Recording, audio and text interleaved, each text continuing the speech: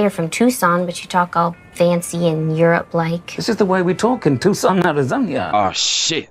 Here we go again.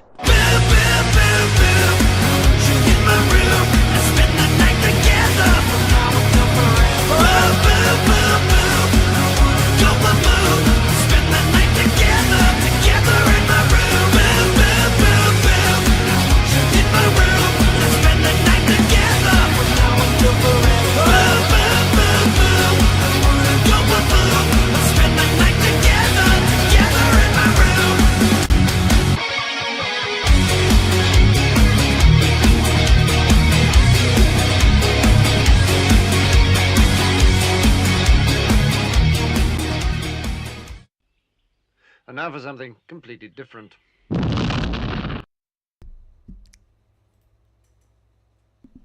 Hello. Hi. What's going on, nerd geeks and gamers alike? It's your boy Nerdy Nick, back with best friend Josh. What's up? For another episode of the NSquared podcast. Before we get ahead of ourselves here, let's just do a little sound check. Mic check. How's the audio sounding? We want a 70-30 split, with us being 70% and 30 being the music. So you just let us know. I'm going to turn it up just a little bit more. There we go. Hopefully you all had a good weekend, a good start to your week. We are broadcasting to you guys live in Tucson, Arizona. Oh, It nice. is August 11th, 6:39 p.m. You said it wrong. Tucson, Arizona. Oh yeah, Tucson, Arizona. With a crisp 102 degrees out. The sun's still up for another hour and a half to 2. 102. That's cool. Yeah, that's why I said crisp. Snark says it sounds about 75-25.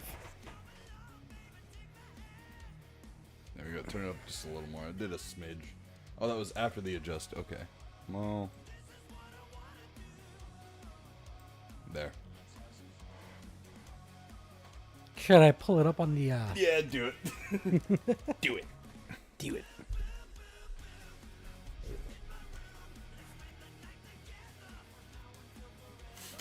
Let's see. Snark is a top fan right now at number 1 at 75 points. Swing. All right. And he just said better. And this cover is quite the fucking earworm. Yes, it is.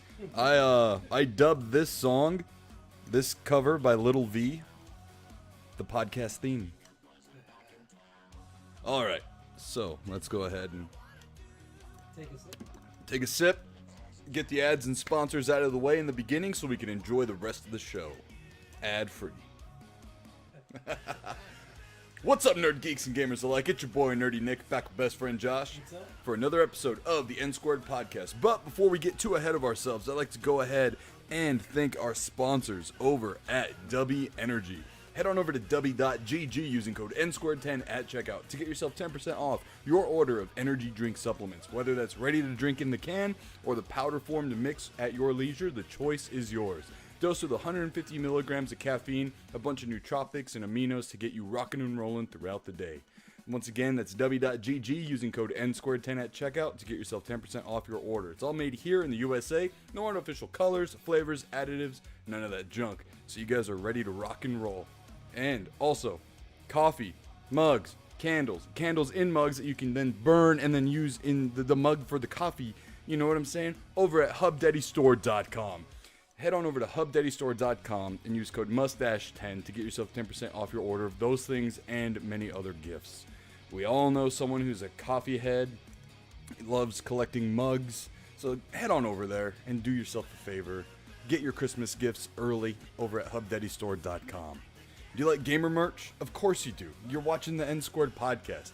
You love games. So head on over to 86.com/NSquared podcast, where every purchase helps us out. They've got sick shirts, hats, lanyards, enamel pins, and more of plenty of different officially licensed video games from like Street Fighter, Skullgirls, Persona, the list goes on, BlazBlue, and so on and so forth. Once again, that is 86.com/NSquared podcast. And last but definitely not least, we are viewer supported. So please head on over to patreon.com/NSquaredPodcast. For as little as $3 a month, you can help produce the show and be an official show producer. Whether that's $3 tier, $5 tier, $10 tier, choice is yours. But $3 a month, at the very minimum, gets you great perks right from the beginning, including a producer credit, which I'll be reading here in a second, and also Patreon question block of the week, where we highlight our viewers and supporters' questions live in their very own segment. So if you want to consider being a Patreon show producer, head on over to patreon.com/NSquaredPodcast, just like Kev Called, Jordan, Snark, CSGTV, Jim from Drink a Beer Play a Game, Anonymous Mystery, Smash JT, Way of the Shinobi, Gordostein, and our permanent executive producer, Resvergram. Each and every cent that we get goes right back into the show. So we just want to say thank you guys from the bottom of our hearts for being the raddest supporters out there. Fuck yeah. Anonymous Mystery says, hey, here in spirit, just preoccupied. Oh, you're good. It happens. You're good. Oh, man. It's a little toasty in here. You think so? I feel like it feels fine.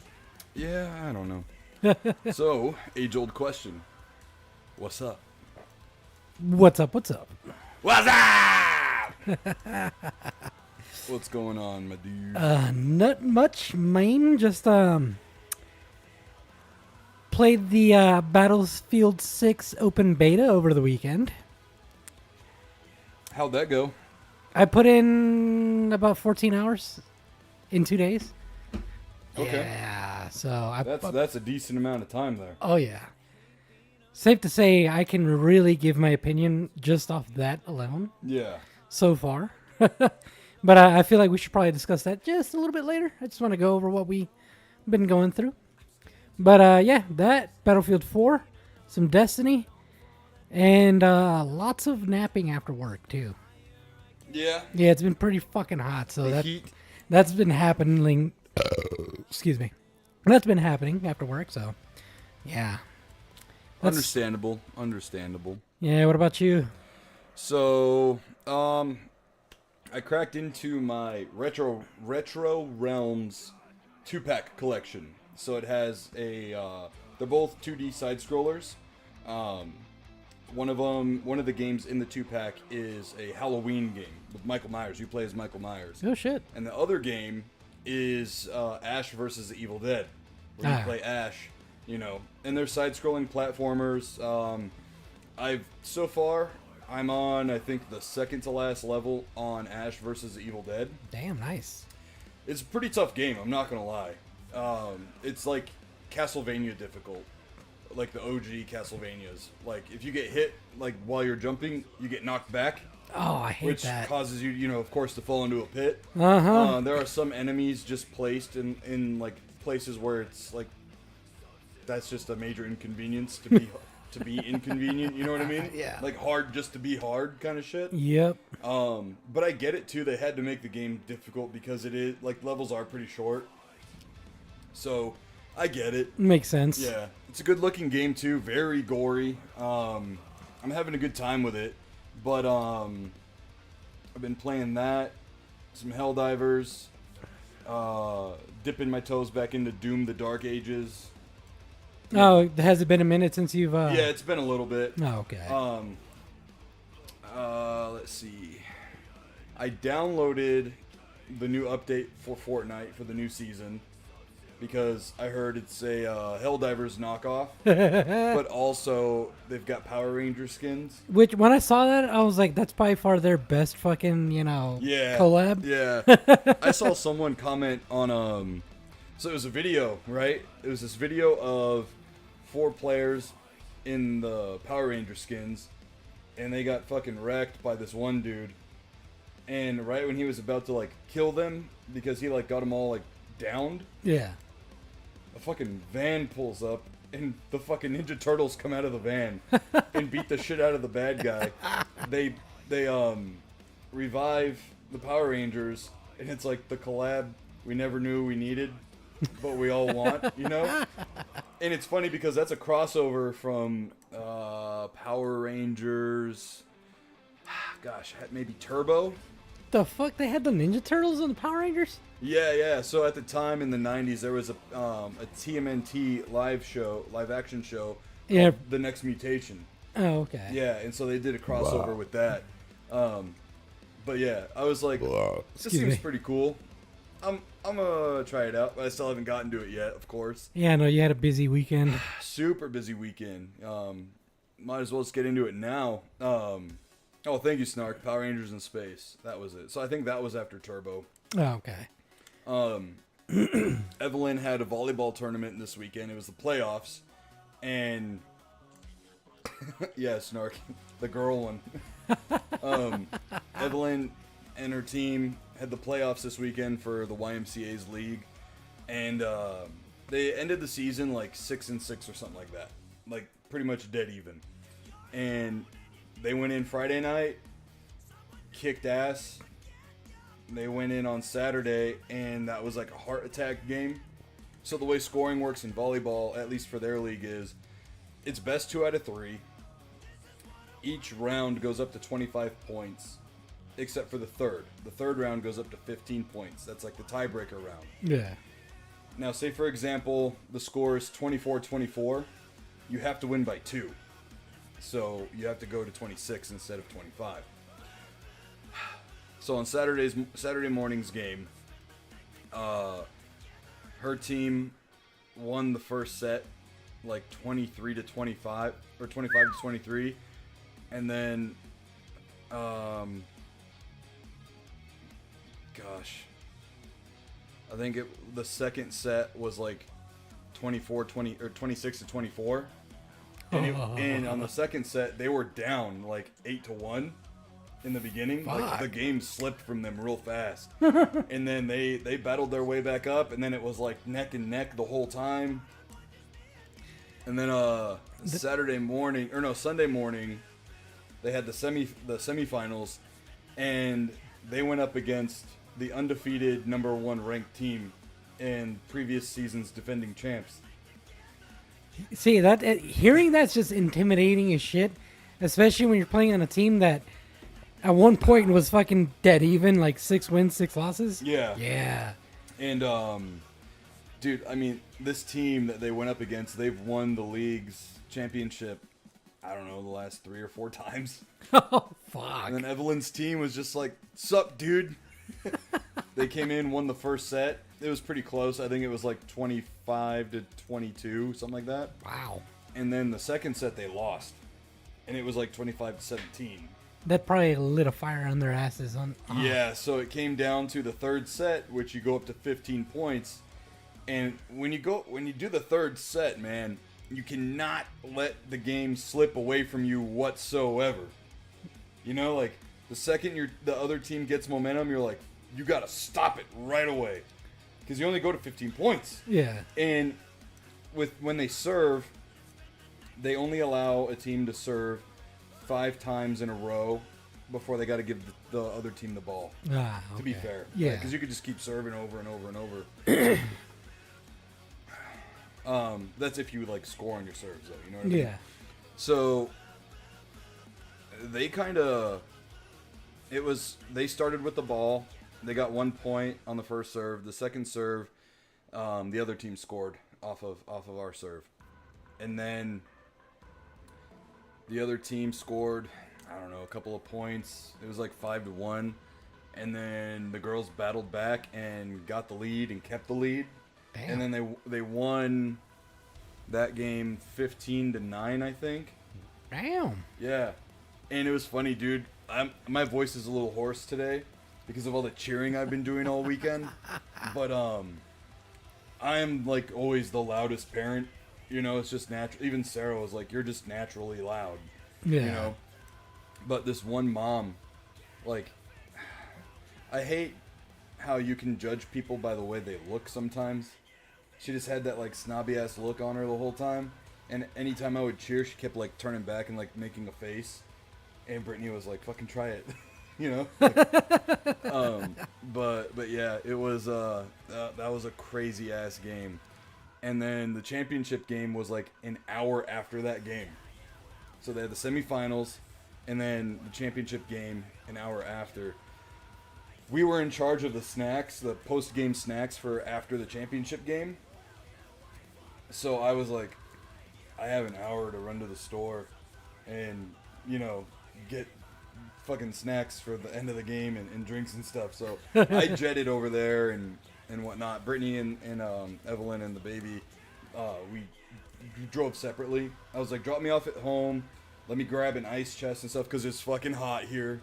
You know, and you can't take in snacks and stuff on the court while you're waiting for the game to be over, you know? Yeah, you gotta have it in the So I had car. to leave it in the car. Yeah. I got them cupcakes and, you know, like the Kool-Aid bottles that you snap the top off. Oh, yeah. I was like, let's have them pop bottles, you know, if they win.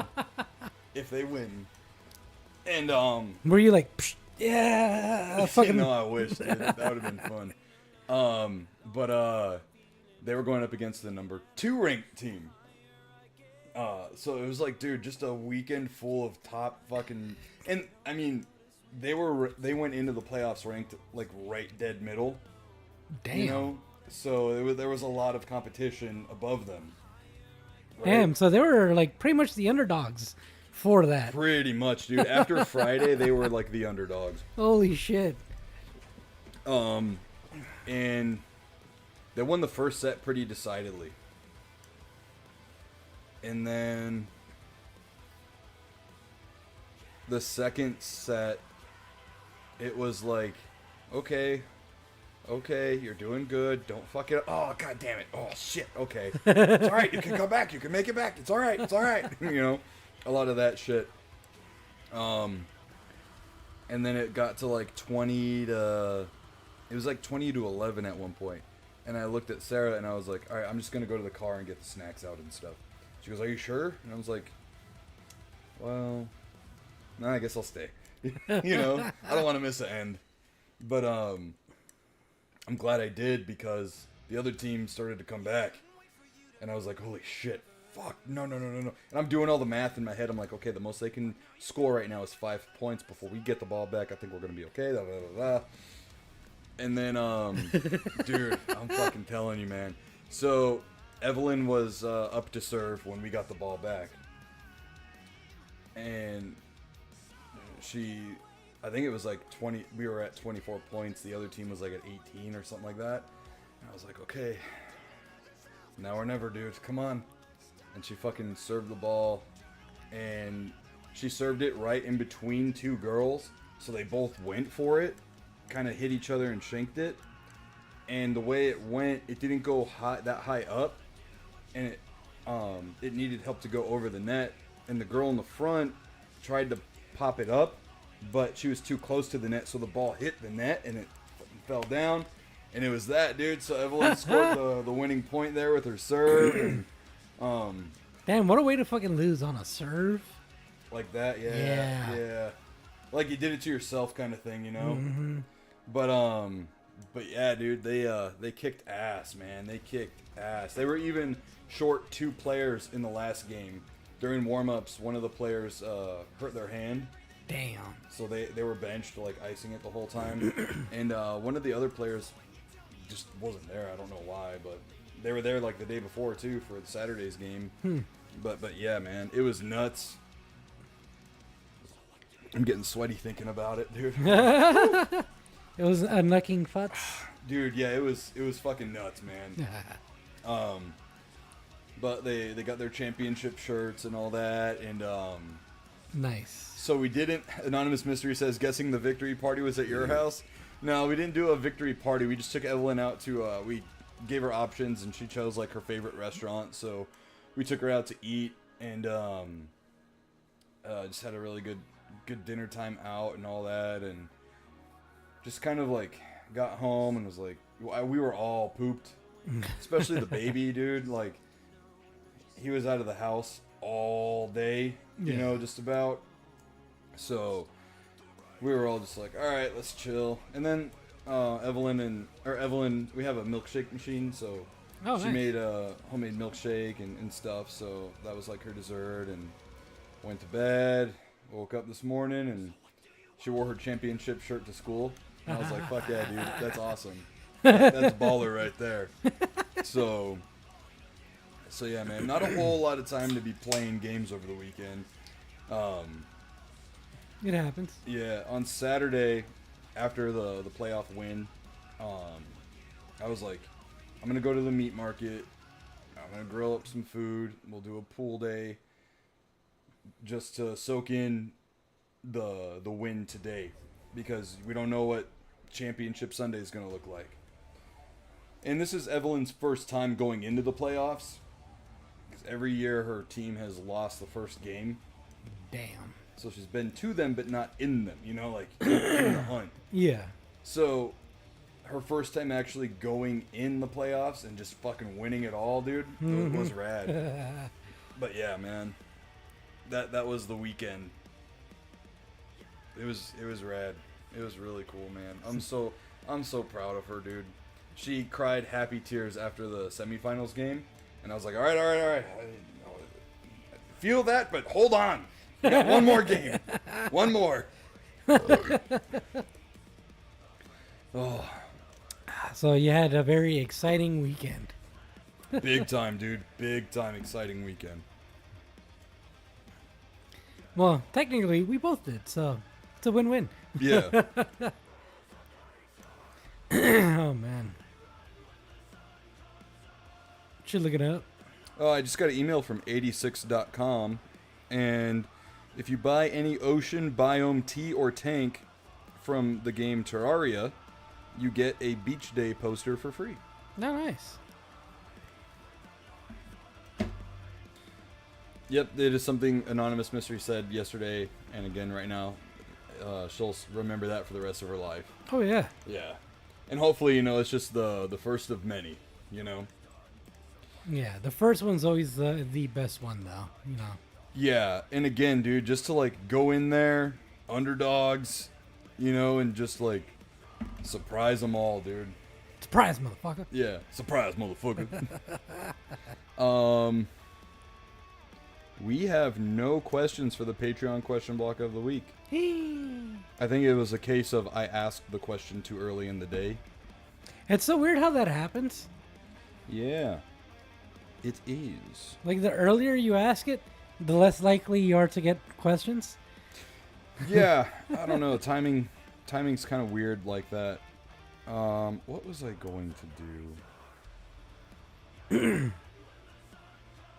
Okay, but yeah, if you guys, Anonymous, if you got a question right now you want to ask, or Snark, or anyone else who's part of the Patreon question block, ask away. Oh, no worries, Anonymous, no worries. We all have those days. Mm-hmm. It's just one of those days.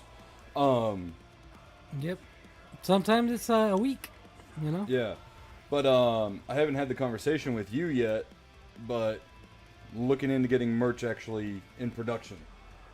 Oh, you mentioned that briefly, yeah. Yeah, so I had To a me. conversation with Jordan, aka Toybox Time Machine, and I was like, dude, you make beanies, you make mouse pads, you make shirts.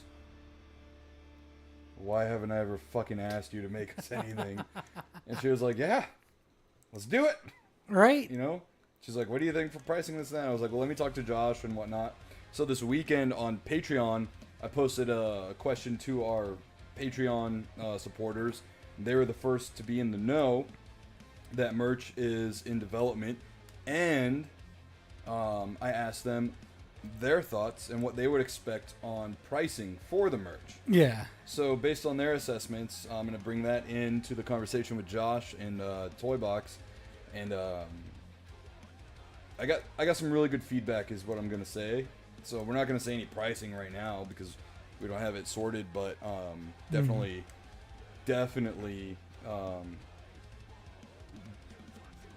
beyond the expectations I had for what people were going to say. So good stuff. All right. Anonymous. Anonymous. Oh yeah, go ahead. Anonymous Mystery says, y'all have a favorite game developer? Specific game from them, That's a good one. And then says, I want a goddamn postcard. Yeah, so in the questionnaire that I had put on Patreon, She was like, I want a goddamn postcard of Josh passed out, and I want it signed. I was like, all right. In my head, I was like, yeah, we can do that for sure. Oh yeah. Yeah. Oh yeah. Yeah, we'll get one. I'll go print one out at a Walgreens, and have Josh fucking sign it, and Sharpie and shit. Can you imagine people's faces seeing that shit? Dude, like that'd as be an you're epic mouse pad, dude. as you're printing that out as a fucking postcard, they're like, Yeah. what the fuck? Yeah, be a sick mouse pad, and then have just like the name, Bro, NSquared podcast. I would be fucking honored to have somebody like my passed out ass as somebody's fucking mouse pad. Immortalized as a mouse pad. Oh man! All right, so Anonymous's question, dude. Favorite game developer? So I definitely have two that I could say. Mm-hmm. First one is FromSoft Okay. for the Dark Souls series and the Elden Ring. For their specific game, I'm gonna have to say Dark Souls 3 is my favorite FromSoft game so far. Okay. And like Elden Ring is like a very close second. Now for second developer, I'm gonna have to say excuse me, DICE, because they're the ones that created, or I think they're the ones that created Battlefield. I know they're the ones doing Battlefield now. I don't know if they created it. Well, they're the dev. Because you know how sometimes Yeah. the developer's hand switches? Yeah. I I think, don't know. Yeah, I'd have to look it up. But I'm going to have to say DICE because I didn't have too much experience with 3, but 4 is like my number one favorite. 2 for the PC is like close second. Okay. Battlefield 2. I know a lot of people, and I actually just saw this before we went live. Battlefield 1's player count went up. Yeah, that's the excitement for the game, and that. Yeah, and apparently a lot of people like Battlefield 1. I thought a lot of people didn't like Battlefield 1. No, the one that they don't like is Battlefield 5. That was the one with the chick with the prosthetic can on the cover? Isn't that Battlefield 2? No, that's 5. Battlefield 2 is one that used to... There was 2 versions. There was like the PC one and then the one released on the consoles. Yeah. Because I remember 2 of them being like World War 1 and 2-ish. So Battlefield 1 was World War 1. Battlefield 5 was World War 2. Was it, so it was called Battlefield 5. Yeah, it was a V. Okay. That's weird they went 1 to 5. I honestly have no fucking clue why they did that. And then they went from 5 to 2042. Yeah, 5. Okay. Yeah, that's the one with the prosthetic armed chick. Yep. Yeah, that's the one everybody hates. Interesting. Okay. Yeah, and then I know 2042 didn't do good or do well. But okay. So yeah, those are my answers. What about yours? So Definitely want to hear yours. Arrowhead Oh, really? and Helldivers 2. Those dudes are fucking amazing. I think the game's made with like a team of 100 people. No, it started off with 20. Right. Yeah. That was just with the first game though. I'd have to look it up because apparently, well, okay, wait, no, because I read an article talking about that, Uh-huh. and actually, you know what? No, I think it was like 20 people like on doing certain specific things on it, but that crew jumped up to like about 120. Yeah. So Arrowhead Studios and Helldivers 2 is the game, but I'll go ahead and name another because that's just kind of like a cheap answer. Goodness, man. Wow. There's a lot of good games. Oh, well, yeah. So Helldivers 2 development began with the initial team consisting of 20 devs. That's crazy. And they did. Yo, what's going on, E. Parker? Yo, how you doing? Oh, excuse me. For 20 people, they did an amazing job. Yeah, for real. Gosh, man. I'm kind of struggling here. I thought you were gonna say like, I for real thought you were gonna say Rare. I do love Rare, man. Rare. Yeah, see, that's the thing, man. So.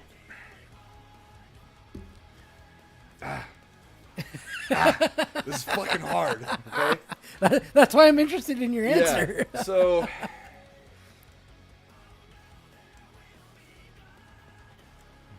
I'm doing alright, scraping by, but making do. Hey, man. Sometimes it's all you can do. Mm-hmm. I feel that, dude. This is supposed to be my busy season of work, and it's kind of been hit and miss lately, so I definitely feel the, panic. I feel that the panic button shit. Luckily I got a good bid today, and I won the bid war to paint a house, so that'll be a good paycheck, chunk of change, and Nice. got other couple of things in the pots and stuff, but get them gears turning. Yeah, for real.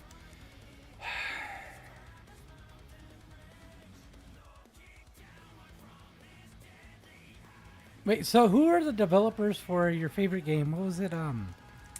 Ape Escape? Yeah, so that's Sony. I can see why you're not saying that's your favorite developer. Yeah, that was Sony Entertainment. Back when they were good. Yeah,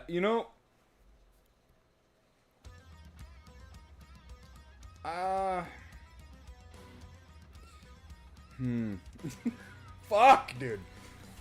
All right, list a few, Okay, because I know you have a few in mind. yeah. So Sega, Okay. I don't know if they're dev and publisher, but Namco. I think they are developers. Because Tekken is fucking sick.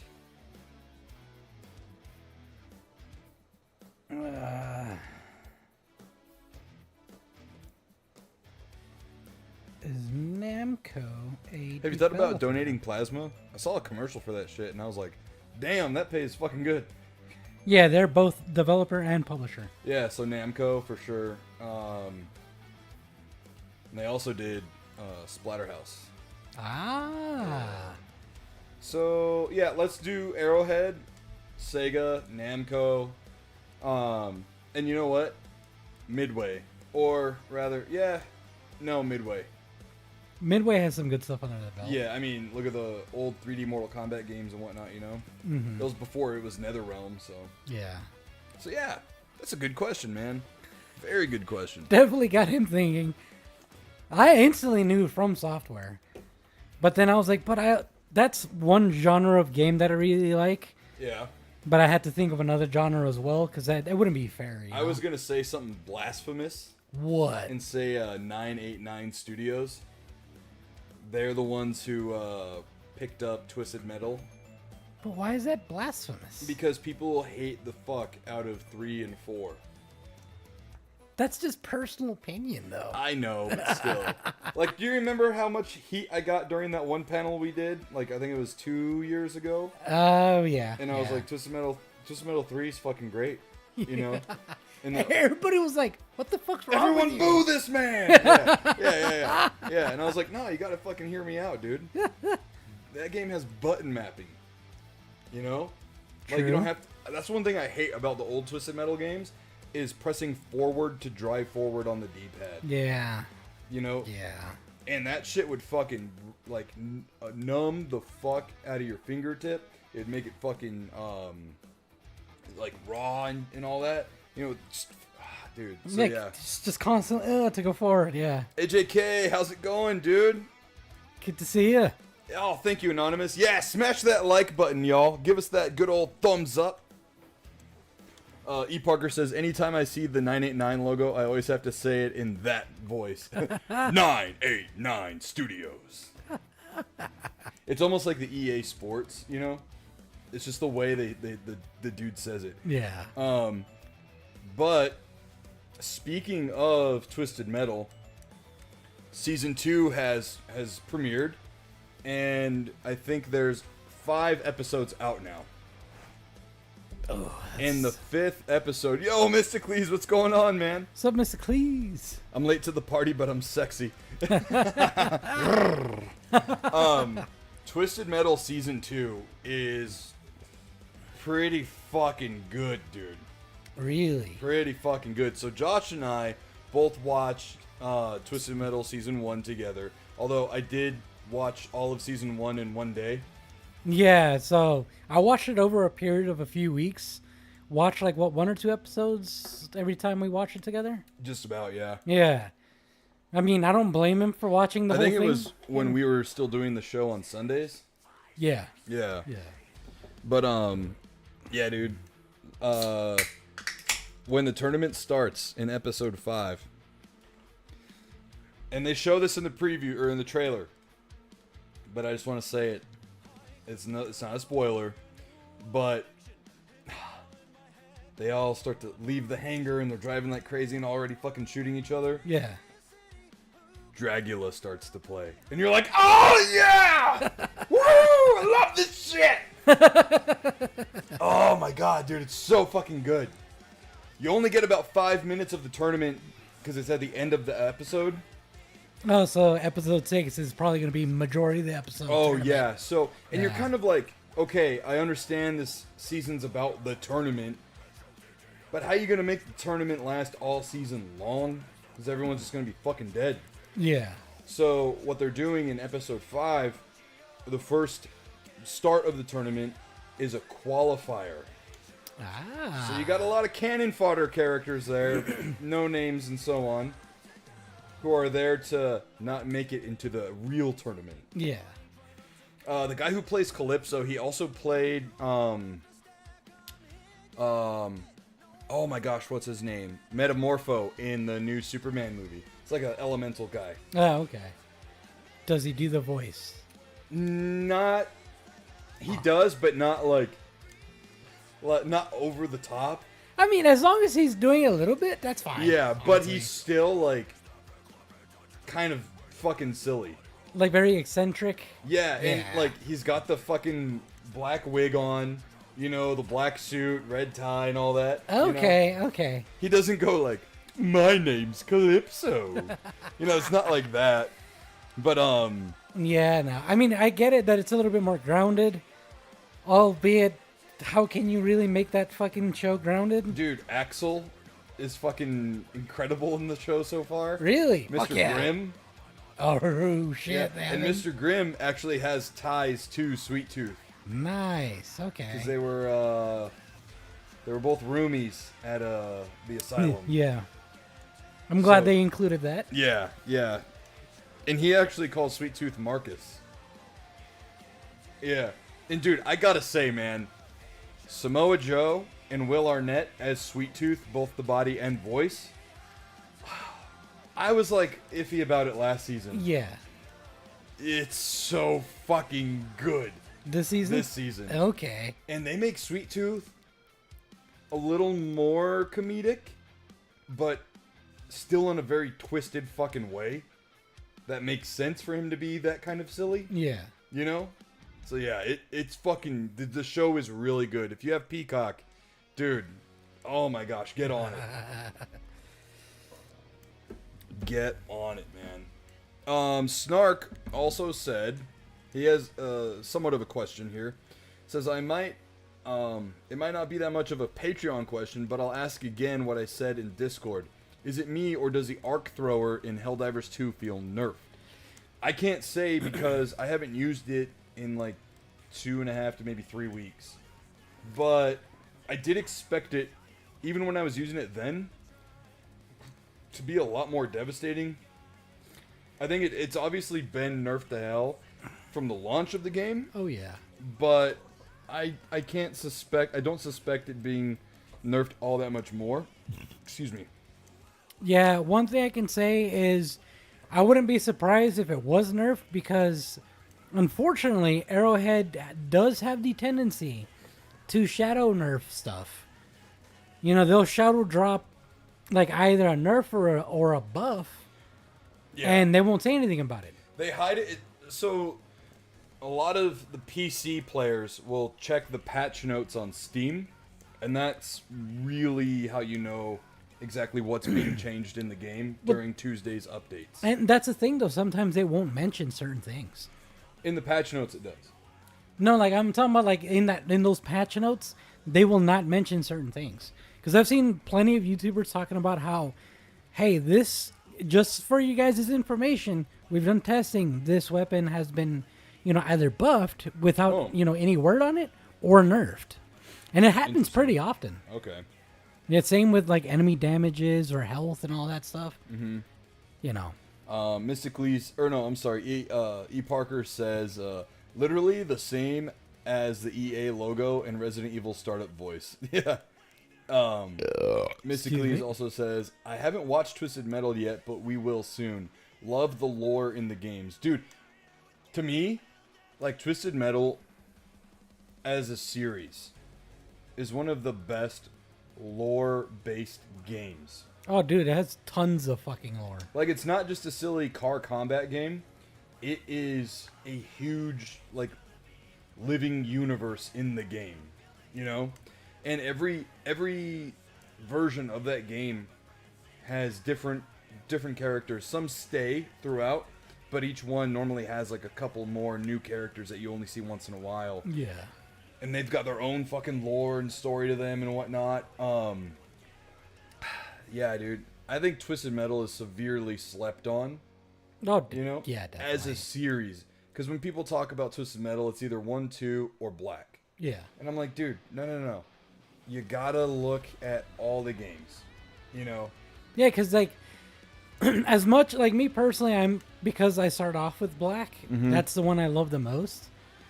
But, like, when you look at the lore in general, Black's lore would not be as good if 1, 2, 3, 4, the rest of them didn't exist, you know what I mean? So, like, 1 and 2, 2, and 3 all technically exist, I believe, within the same world. Like, timeline and all that. I watched an iceberg video on this shit once. And there's a lot of branching timelines because Twisted Metal 4 changes up the lore. They try to do something different. And they made it look like Calypso was running Twisted Metal as like an old, like 1920s carnival thing. Yeah. And then Sweet Tooth saw it as a kid and joined the tournament and became who he was through that. And then they changed the lore again with Twisted Metal Black. Making Twisted Metal Black is technically Twisted Metal 1 or 2, but through Sweet Tooth's perception. Ah. Yeah, and then there's also Twisted Metal Head On, which is, again, a reboot of Twisted Metal 3. It's like pretending 3 and 4 didn't exist in Black, and that's supposed to be canonically number 3. But then there's also Twisted Metal Small Brawl, which is one game I'm fucking hunting for. I have been hunting for like 12 fucking years. And Small Brawl is just like its own little pocket universe where all the characters are kids and all the cars are RC cars. Yeah. And then you've got 2012, which is just its own thing again, which was supposed to be like another reboot. So, I mean, there's a lot of lore and story in these games. The only thing that sucks about 2012 is that you can only play as like 4 or 5 characters. Ew. But say you can pick Sweet Tooth, you don't have to drive Sweet Tooth's car. You can pick like another car or whatever. So they kind of messed with it a little bit like that. Yeah, no, that that sounds like with what they did with Battlefield 2042, where there was no classes. It was just straight up operators, and I hate operators. E. Parker says, I feel like when you looked in the camera talking about Twisted Metal Small Brawl, that was directed at me. Laughed my fucking ass off. Who was at a convention this past weekend? Oh my god. Dude, it's funny. He sent me something on Instagram, and he was like, this is so fucking you. And it was like, here, I'm going to pull up Pull that shit up, Jamie. Let me pull that shit up. Let me see here. Oh my god, it's so fucking good. So he sent me this, and it says, "This is you to a T." Oh my god. I'm interested. So he sent me this he sent me this fucking picture here of like a chat, like an iPhone chat, and it says, "Do you want to join my religion?" And then the other person chats back and says, "What's your religion?" And then it shows a play bar of the song Firefly by Breaking Benjamin, a Helldiver, a Space Marine, a bunch of tacos, a bottle of whiskey, and an OG Xbox. And then the other person responds back saying, "I'm interested." So yeah, that was like, that was awesome. That's pretty fucking accurate. Yeah. That is very fucking accurate right there, indeed, man. Indeed. So yeah, dude. All right. What were we talking? Twisted Metal and all that? Yeah. Yeah. Dude, Twisted Metal. Which Give it a fucking watch, man. Which AJK asks, "What's your favorite Twisted Metal game? Haven't played any in a minute, but 2 was mine." So you said Black. Yeah. Do you want to just like say it? Like say why? I know I already know why, but Yeah, no, it's pretty much my first introduction into Twisted Metal. So that one's the one I have the most experience with. I've played, I know I played, what was it, 2 or 3 with you? probably 3. Yeah. I think we played 3 on stream. Yeah. Yeah. Because I remember we got to the North Pole level. I think so, yeah. Yeah. Yeah, so I had experience with 3 with you. And if I remember correctly, I think my uncle had one of the other Twisted Metals. I think it was either 1 or 2. And I played it with him. Okay. And then after that, I don't think I played the newer one, but I could be wrong because like I've played so many games though throughout the years. I don't remember which ones I've played. Yeah. For me, I think my favorite's probably 4. I love 3, but 4, I had probably just the most fucking time with. I even bought the strategy guide for it, which is again something I'm also looking for. Yeah. 4 was where Sweet Tooth in lore overthrew Calypso. And shit. Calypso in the lore of the game had a ring that had everyone's souls who had like lost and died in the tournament, and that was like the essence of his power. Oh shit. So Sweet Tooth and his minions, those little midget clown dudes, I'm sorry, little people, whatever. They're not real. They, throw Calypso out of his tower, and Calypso actually drives a truck with a nuclear missile on it, which is a crazy fucking special, by the way. Fucking crazy special. But it's just really cool, man. I feel like the controls are really slick, and the soundtrack is also really fucking good. There's like Cypress Hill, I believe's in there. Obviously, Rob Zombie's obvious music is in there, and he's also a playable character. What? Yeah, and his car is the Dragula. That's fucking great. The final level is a circus where you fight Super Sweet Tooth, and his special is just fucking so OP. It launches like 5 missiles at you with a freeze as well. And that shit fucking is so fast, it follows you like. Oh god. Yeah. It's tough. It's tough, but I like it. And that game introduced, and I think it might be the only one that's ever done it, custom car creation. You can make your own car, give it its own special. And all that. It can even be like a monster truck if you want it to be, or a car. Like what? Yeah. It's really fun, really cool. Yeah,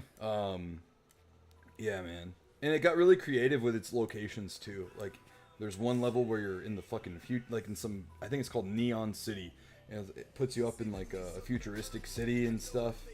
Hovercrafts are like flying in the sky and shit. And oh shit. yeah. What was the name of that one show? Futurama? No. That old like fucking Jetsons? Jetsons. There we go. Yeah, I was gonna say kinda a la like that. Jetsons. Yeah. and then it introduces like new bosses. Like on that one, it's called the Moon Buggy, which is like this like fucking yellow caterpillar looking kind of car. And that special also fucking like zigzags and fucking follows you and shit. Oh God. But yeah, man. It also had interactive shit too within levels. So in the very first level, it's like a construction yard. If you shoot the crane, because there's a crane in the middle of the level. If you shoot the doors off of the crane and like drive onto the control pad, you can control the crane, and it's a magnetized crane. So you can pick up a car like a competitor, and there's fire pits on each cardinal direction. Oh, that's and you can funny. drop them in the fire pit and give them damage that way. That's fucking Yeah, funny. it's really fucking cool, man. That game is very, very intuitive and imaginative. Very creative with. Dude, my favorite level in that game is Sweet Tooth's bedroom. What the fuck? All the cars are turned into a fucking Hot Wheel sized car. And there's Hot Wheel tracks and shit. You can go under the bed and like drive through the closets and shit. Yeah, it's really fucking cool. That And they does even sound dropped cool. little Easter eggs in that level too. One of them is a poster of Sweet Tooth's character image from Twisted Metal 3. Like when you go through the bios and all that. Yeah. Yeah, Oh, I like that's Twisted dope. Metal 4. That's my fave. Well, Oh, there. can you turn that fan up to? I think it's on level 2. Can you put it Cool. 3? Yeah, I was gonna say there you go, AJK. You got a freebie because Yeah. normally, it's a Patreon perk. But Yeah, normally that's Patreon perk. But we'll throw freebies here every so often. yeah, we do. It's a little demo to entice. Let's see. Can you guys hear the fan in the background? I highly doubt it, but Yeah, because I put on Max, but yeah. E. Parker says, "I'll tell you, bro. We are 100% the busiest booth at the Utah Retro Expo. We may or may not be able to get a booth bigger than anyone else. If I had time to explore, I would have." Well, guess what? You didn't, and you let your boy down. shut No, the I'm just fuck kidding, up. man. I'm just kidding, man. I'm just kidding. Oh man. So let's see. Let me change the song. Snark says, "I can't hear it, though, to be fair. I'm multitasking as usual." No, I don't think anyone's going to hear it between the music and us. Yeah.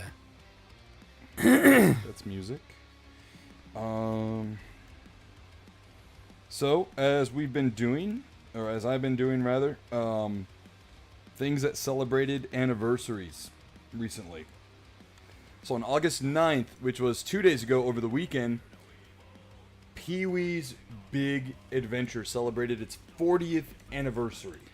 Now I know that's a big one for you. That's a huge one for me. Yeah. Pee-wee's Big Adventure is, to me, like, probably the best movie ever made. And I say that objectively, not just with nostalgia glasses, but objectively. It was Tim Burton's directorial debut as well. And I think it was Danny Elfman's first theatrical score. Wow, really? Yeah, like, the guy who went on to, score not millions, but, tons and tons of other movies, like the Batman movies, Edward Scissorhands, and so on and so forth. And he started off on Pee-wee. Yeah, so he had a band, and Wow. it was called Oingo Boingo. And they're pretty popular, like, kind of punk band. And Tim Burton was like, "I know a guy. I'm going to ask him to see if he wants to do a movie score." And Danny Elfman was like, "Me? What? Are you sure?" And it turned out to be great. So yeah, happy anniversary. 40th is a huge one. So happy anniversary to Pee-wee's Big Adventure. May he rest in peace. And may Paul Rubens be resting in peace. On this day, whew, you ready to feel old? I already feel it, but throw it my way. On this day, August 11th, 1991, Rugrats premiered. Damn, so Rugrats is older than I am. Fuck. Rugrats is 34 years old today. Damn. You're barely older than Rugrats. I am barely older than Rugrats, dude. I was born June 23rd, 91, so. Like 2 months before, pretty much. And also today, August 11th, 1991, Ren and Stimpy premiered. You idiot! It's funny, the line I remember the most was a line, because it aired on TV once. Uh-huh. And it was... It aired on TV multiple times, in case... No, but I mean, like, because I got used to watching it on VHS tapes. Mm-hmm. So it threw me off when I saw it on TV. And it was an episode where fucking Stimpy is walking off a plane, and he just randomly says, La cucaracha tiene grandes huevos. What? Yeah, he said the cockroach has huge or large balls. I was like, what?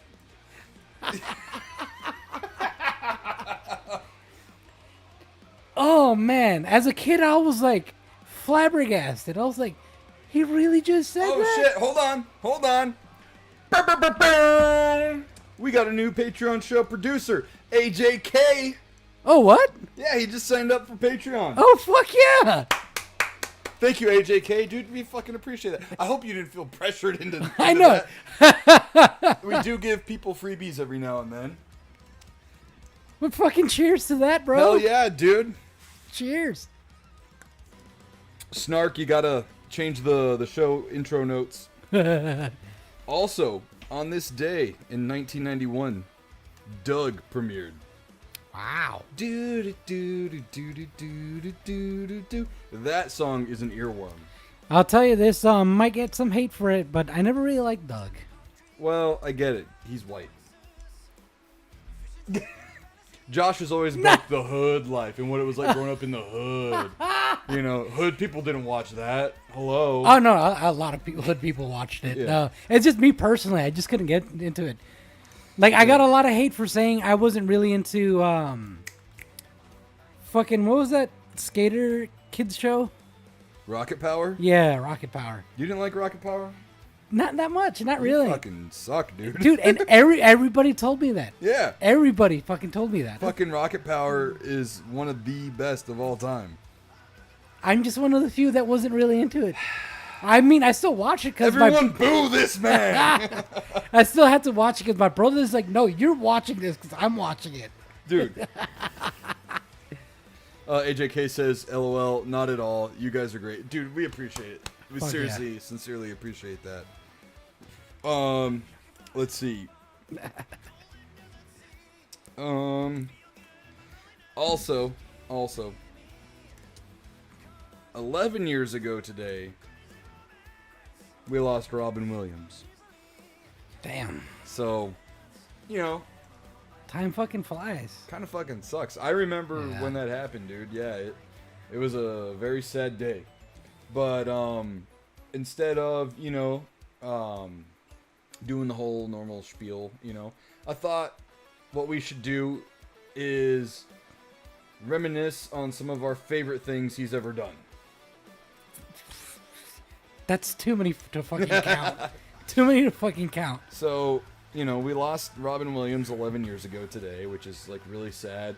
And I just want to say real quick, it's a constant reminder to there's a page I follow on Instagram. It's called Hug Your Bros. Mm-hmm. And all they do is like share, you know, images of funny actors or whatever, and people who like Robin Williams. They'll show a very happy picture of Robin Williams, but the font across the picture will say "Hug Your Bros," because you never know. You never know, right?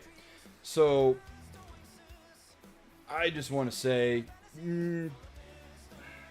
guys, fellas, check in on your fellas, you know, and it doesn't hurt to say, hey, how you doing? It takes literally like 3 seconds to type that and send it, you know, and if you're using voice chat, dude, it's even quicker.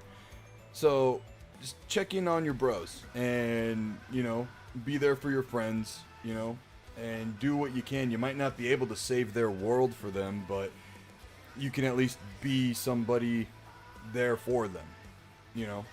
Sometimes that, just in that moment, you know, just reach out can a make. lot of you guys were there for me, what, 3 weeks ago, and I had 3 pretty big deaths happening, to me. Well, not just to me, but I had to deal with, pretty shitty week, and all you guys on Patreon and beyond were there for me. So, that made 1,000 pounds on my back feel like, 500. Yeah. So one of my favorite Robin Williams things that he's ever done is his stand-up comedy. There's a stand-up special. I don't know exactly when it was. It had to be late 90s, early 2000s. I saw it in like 2002? I don't remember. All I know is I might have seen it a little too early. But he has a joke about how golf was invented. Which it's a whole bit, which is fucking hilarious. And dude, let me tell you this. Robin Williams fucking... Getting beer. You want some? Yeah. He cusses like a motherfucker. Oh, yeah. And number 2, the dude makes me feel good about myself because he profusely sweats. Like, so much. And I'm like, dude, me too! But, he has this whole bit on how golf was invented, and it's fucking hilarious. And then he also has, he has a really, dirty joke bit in that, stand-up special as well. About, oral pleasures. and fellatio and whatnot. But from the woman's, or the man's side of things. It's a joke about... Gosh, I don't know how much I could say. Bro, we've said worse shit. Well, I know, but like, it gets pretty fucking dirty. So yeah. Anyways, you guys got to check it out. Snark says a night at the Met. I don't know. Oh, Anonymous Mystery says we love you all, and we love you guys too, man. Seriously. Fuck yeah. If we were all like together, like in the same place, that would be fucking awesome. Let me see here. Night at the Met. No, it's not that one, Snark. No. Let me look up Robin Williams stand up about golf. Okay, so it was live on Broadway 2002. I was right. 2002, that's when I saw it.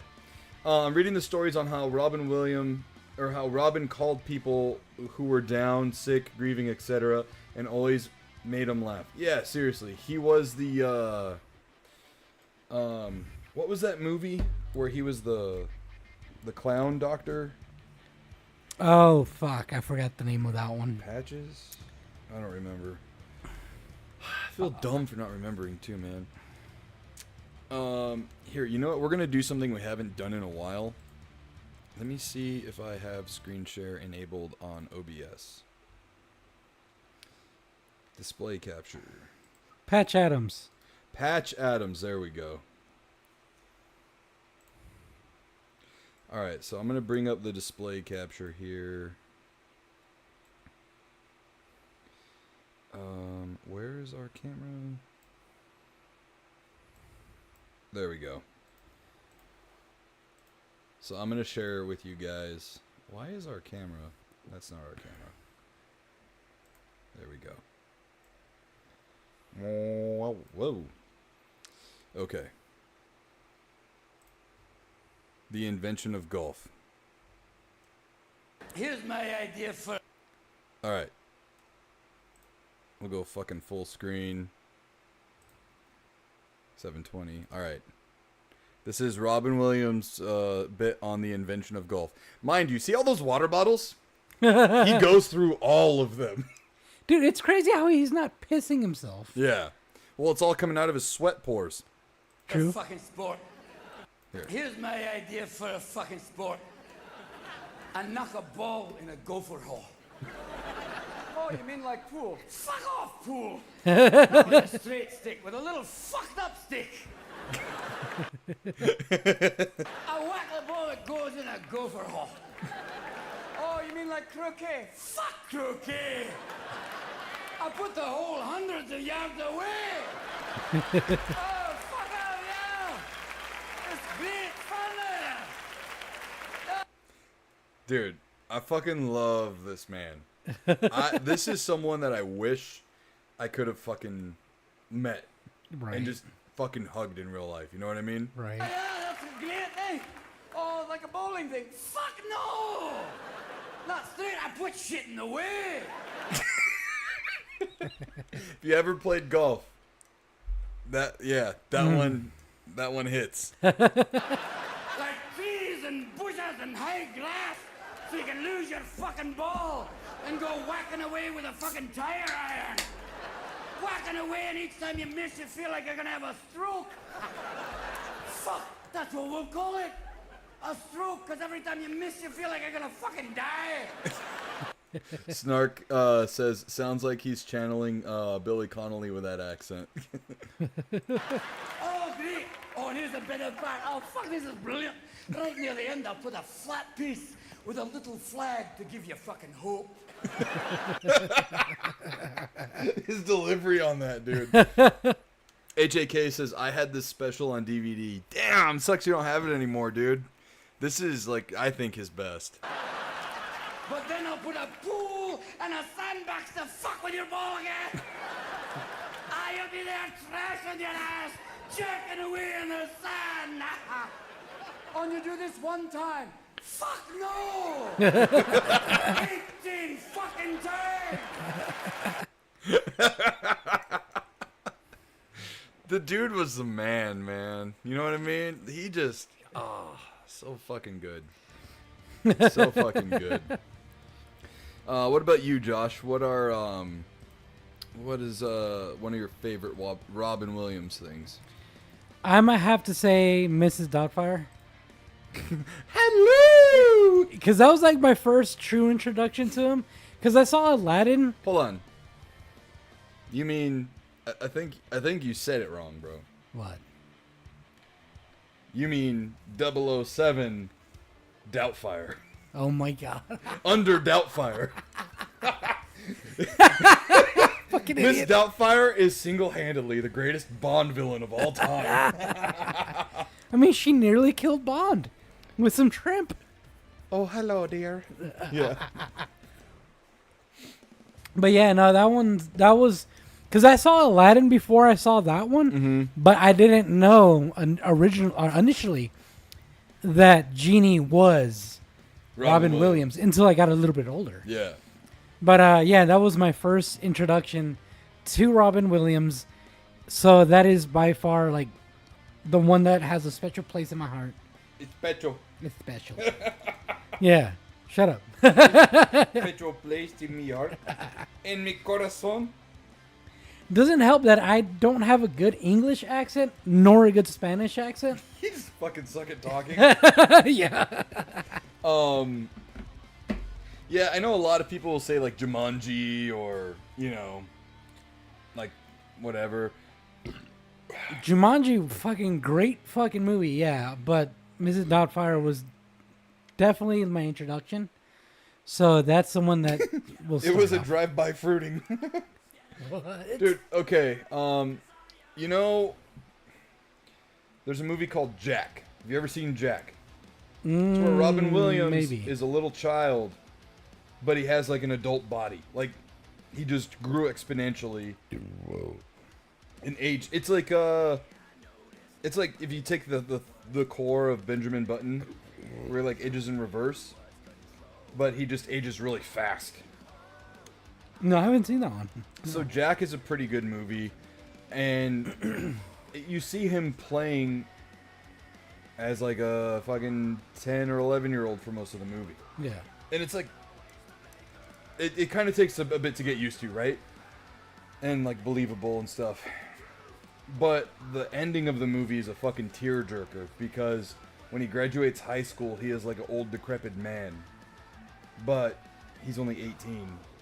You know, and for a long time, like in the movie, his parents kept him like away from people because they're like, "You look like my age, son, or you look older than me, dude." You know, that movie is pretty good, and then his role as Theodore Roosevelt in Night at the Museum. Oh, he in those fucking nailed movies. it. Yeah. Dude. And Hook, yeah, Hook's good too. That's a good one.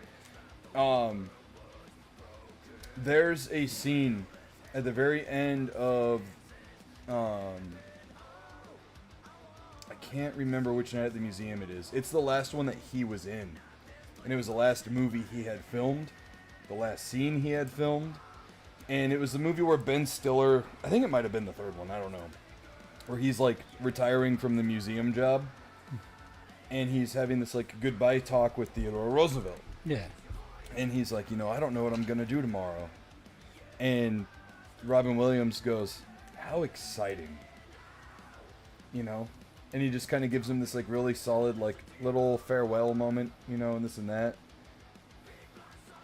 And in retrospect, looking back at it, it's just almost kind of like his goodbye to us. You know? Though it at the time probably didn't mean it, you know?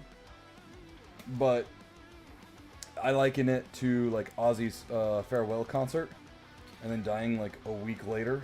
Yeah, I mean, you'd be surprised. A lot of people, you know, who go through what Robin Williams did will do things like that. Mm-hmm. You know, they'll leave little hints here and there. Not because they want people to find out, but because they want people to find out. It's weird. One of the things that I find really fucking cool about him, and I know we would get along because of this, he was a huge gamer. Oh, I didn't know that. His daughter's name is Zelda. Ah, wow. Yeah, and they were in a couple of Nintendo commercials for, I think, the 3DS and maybe another console. Wow. But yeah, there's like pictures of him playing like the Sega 32X, Nintendo, Super Nintendo. Like he was a big gamer, man. Wow. Yeah, and oh man,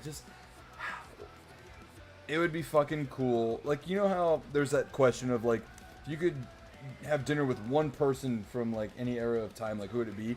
He would be a really interesting person to have dinner with. Right. You know? Yeah. Yeah. So anyways, let's raise one up for Robin Williams. Gone far too soon. We miss you, dude, but thank you for all the good memories. Right. You know, it's celebrate his life. You know, don't mourn his death for too long. You know what I mean? All right. Speaking of mourning, this is crazy, dude. This is fucking crazy. I didn't even know this was still a thing. AOL is ending its dial-up service, a relic of the internet in the 90s and early 2000s. I didn't know it still existed. Who the fuck knew AOL was still alive, dude? So, alright, I'm gonna go ahead and pull up the article here. Who the fuck still has an AOL account? Did anyone here have an AOL account? Old people? I just use my mom's whenever I needed it.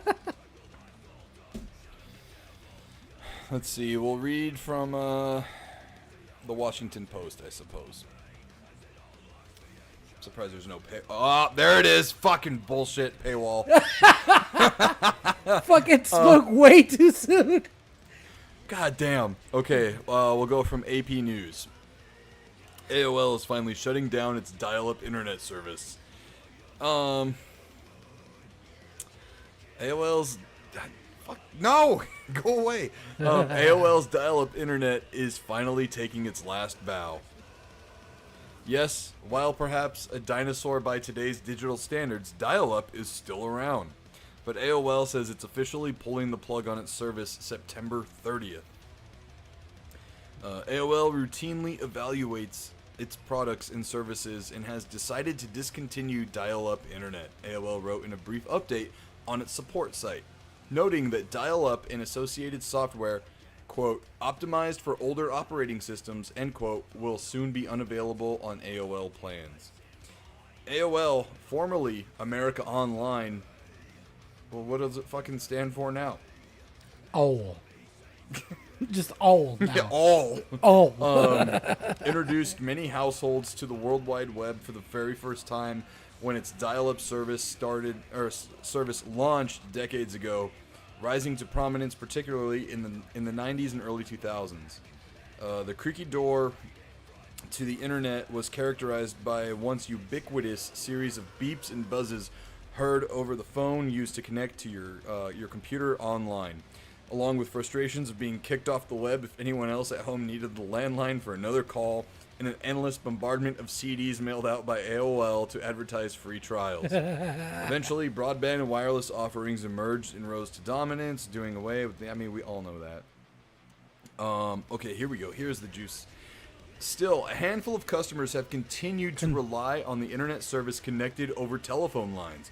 In the United States, according to the Census Bureau data, an estimated 163,401 households were using dial-up alone to get online in 2023. What? Representing just over 0.13% of all homes with internet subscriptions nationwide.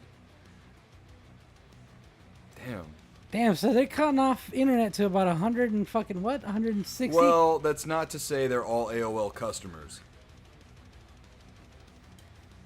Using dial-up. Oh, yeah, true. Yeah. Wait, who the fuck else provides dial-up? I don't know, bro. What the fuck?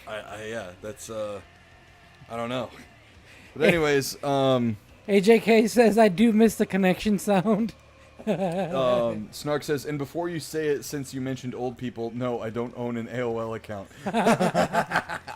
Dude, so I remember cereal boxes having the fucking AOL CD inside, like 1,000 free minutes of online, we used to use those all the fucking time at my house. All the fucking time. I remember you would even get them at the register as well. You could buy them for like $5, and... Although it's weird when you think about it now that they used to charge you by the minute for shit. I don't know, man. Snark, you're better suited to answer this. Did internet plans, like back then, was it charged by the minute, or was it like a monthly cost kind of thing? I mean, I'm pretty sure it was a monthly cost, but... I think the trials... Well, yeah, maybe the monthly costs were like, you get 30,000 minutes of online use or something. Right, but you had a certain amount of fucking text messages back then you could do. Don't call before 8. Yeah, free on weekends. Yeah, exactly. And don't you dare go on the fucking internet on your phone. Oh my god. I remember one time I accidentally opened up my web browser on my fucking flip phone. And I saw it connecting and I was like, no. I fucking ripped the battery out of my phone. I was so fucking terrified. Were you still charged for that 1/2 second? I don't think so, because they didn't establish a connection yet. Snark says, I think it was hourly. I know Prodigy did hours, but you know what? That might be right, too. Hourly, maybe it was like fucking 500 hours. I don't remember, dude. That's been forever. Fucking wild. Yeah. And nowadays, we're used to a certain amount of, like, gigs. But then even if you surpass that, you just get slow internet after that? Do websites like Yahoo still have fucking chat rooms? I don't know, maybe. So I remember we were a MSN house. I remember the little butterfly logo and shit. Yeah, same here. I don't know if that's who we had the internet through. Yeah, I don't know. It was because I had to go on and click the MSN little butterfly icon on the desktop, and then it would bring up the screen and it would go like, it's funny how like people like, here we go. I used to call the dial-up sound a calculator and a TV remote having sex. That's what I used to fucking call it, or just a really pissed off calculator. But dude, I remember the very first time I tried to go online when my parents were asleep, and I made sure the speakers were off on the monitor and all that. It was never the speakers. No, I had no idea, dude. I was like fucking 8 or whatever, because I had a PC in my room, but my room was right next to my parents. Yeah. And so I was like, oh shit, and I I hard turned off my PC. I held the power button down, and it didn't wake my parents up, thankfully. So what I ended up doing is I got my pillows from my bed, and I put them on all sides of the fucking PC, the tower, and I did it that way, and it muffled it a lot. Yeah, but the PC didn't get fucking hot as shit. I mean, it only did it for like 30 seconds. Oh, okay, you know? okay. Yeah, it was dial-up, but I had good dial-up, all right? It's funny because, like, when I was younger, most of my family, like my mom, my sister, and me, we all had Hotmail through MSN. Hotmail. Oh, Hotmail. Yeah, Hotmail.com, yeah. Well, so was that an MSN thing? Yeah.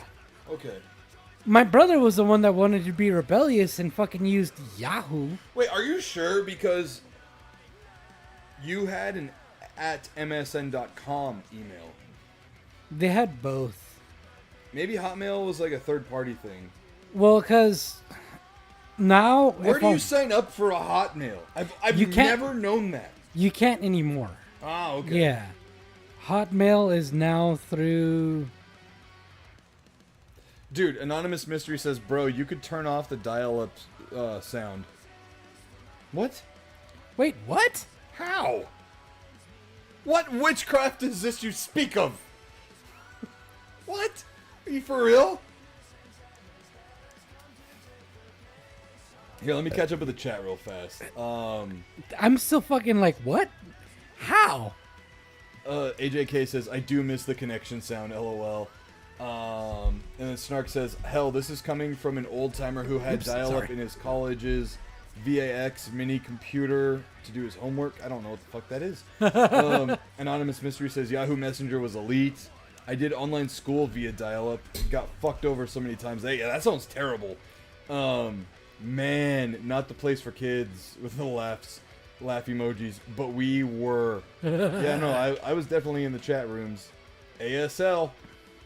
You know what that means? ASL? Yeah. Age, sex, location. Yep. That was like the quickest way to quote unquote figure out who you were talking to. Yeah, no, I was never one of the cool kids that got that question, so hey. Oh, I mean, you never asked it? No, because I'd never been asked, so I didn't know that existed. I gotta pee though, but Right, yeah, no. you're good. Y'all remember your first screen name? Yeah, let me see. Mine was like, I think I made my very first one in like 98. So I was like 7. I think it was like Red Ranger 91 or something like that, you know? But then after that, I think it was in like 2001, I changed it to Online Songs, which is a song from Blink-182 about chat rooms and being online and screen names. Catfish galore, seriously, for sure. Yeah, I had no idea that was in the settings, dude. No idea. Well, anyway, I think that's absolutely fucking crazy. I had no idea that AOL was still around, man. How fucking wild. But anyways, let's pour one out for AOL's dial-up, man. Seriously, one of the last... It's crazy. It's one of the last things to, like, die out from the 90s, like, truly. It's crazy also, like, seeing things just be totally and completely phased out from a time that you grew up in. You know what I mean? It's crazy.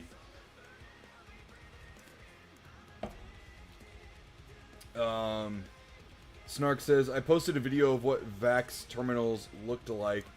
This was similar to what I used at home. Okay, we'll check it out in the Discord in a little while.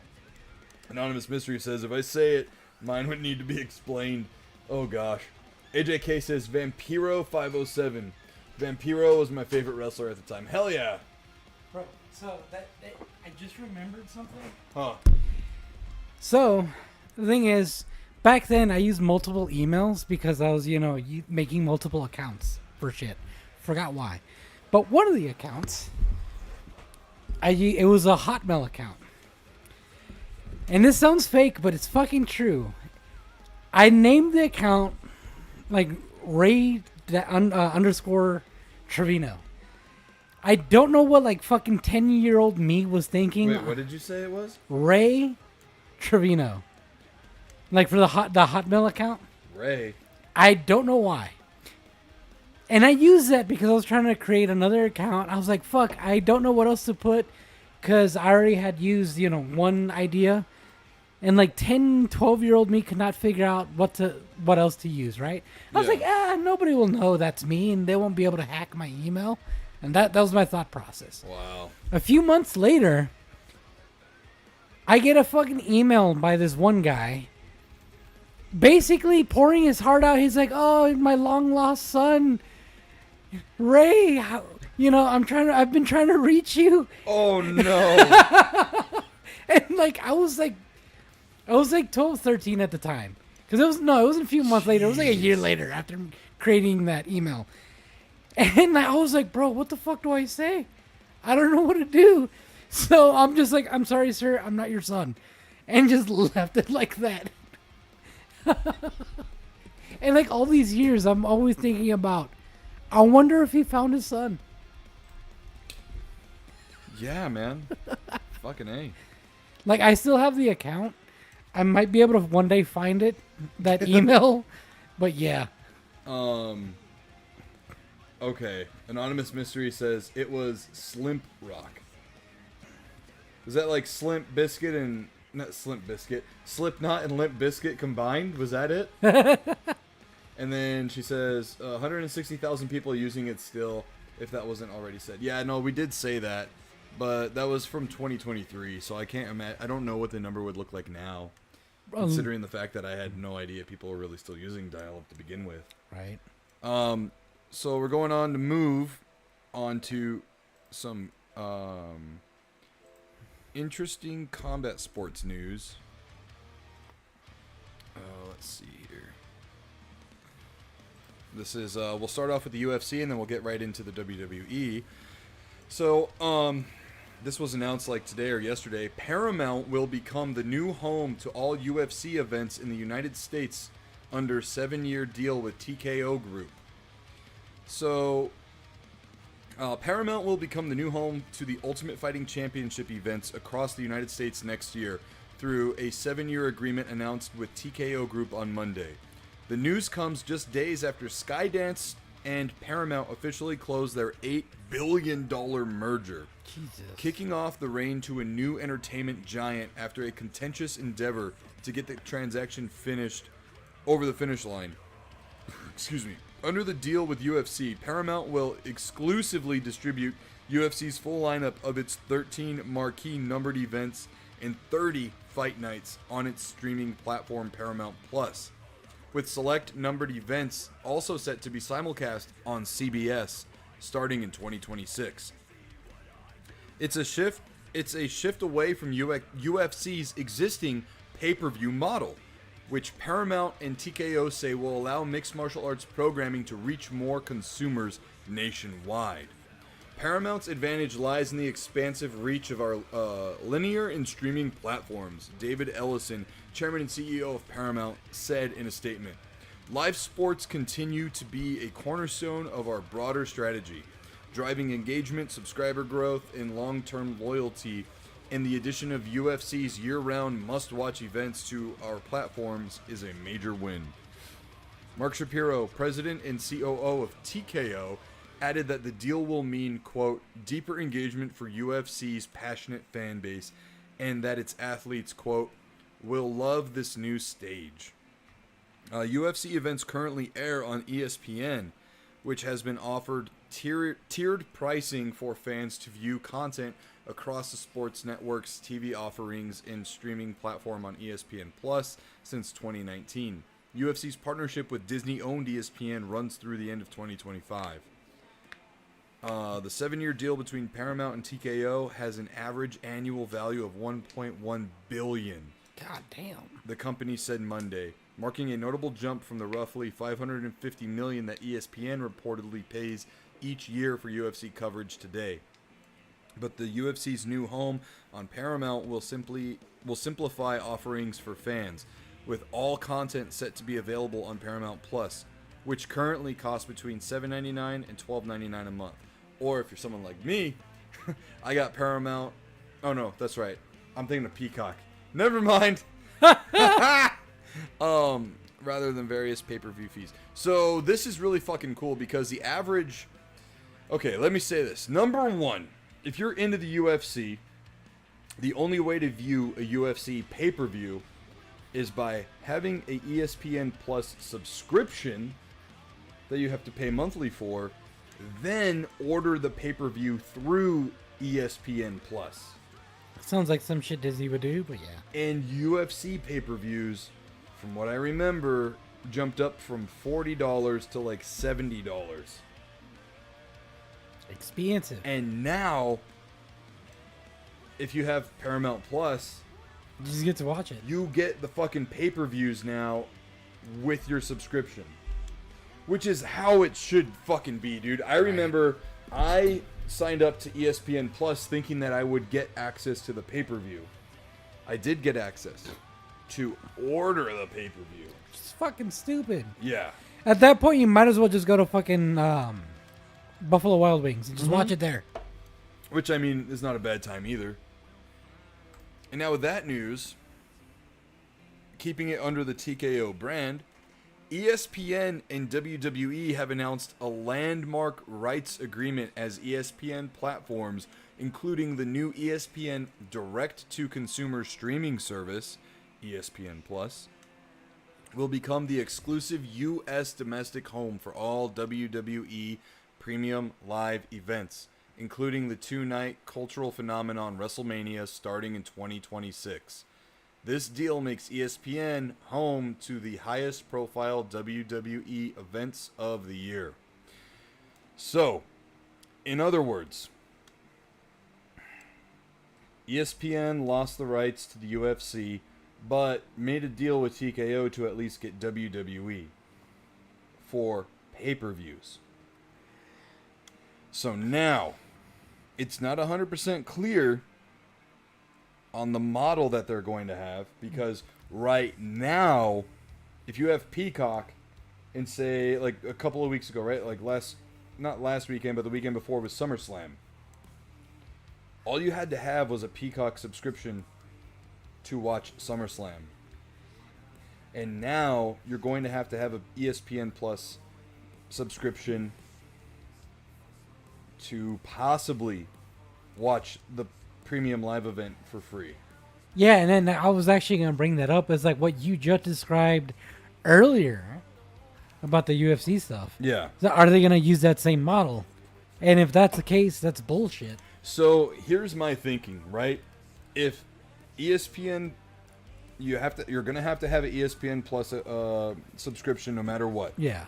Anonymous Mystery says, I need a diagram for this shit. Damn, we don't have any more blank poster board, do we? Nah. Ooh, but you know what I do have? MS Paint. Snark says, hearing all this makes me miss the good old days of the WWE Network. Me too. Okay, so I'm actually going to do something here. I was going to say, Snark, if Vince McMahon wouldn't have been such a piece of shit, that probably would have still existed. But because he's such a piece of shit, I'm pretty sure they had to sell off the rights to some network to keep the bitch alive.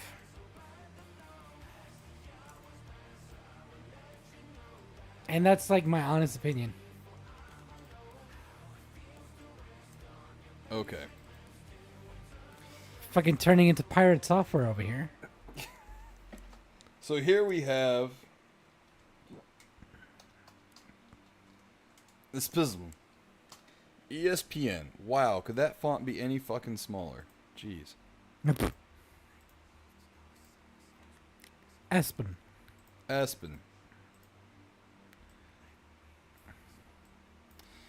Bro, this is some fucking bullshit. I haven't used Paint in fucking forever. Okay, so we have ESPN right here, right? And then, give me that. So, ESPN. Wow. That's my straight line right now. Plus. There we go. ESPN Plus, right? So you have to have ESPN Plus. Oh my gosh. Is there a way to make this bigger? Like the pencil. Where's the marker? There should be a Brushes? thickness thingy. There we go. So yeah, fucking A. Erase this. This is a fucking shit show, guys. I'm so sorry. Oh my gosh. Okay.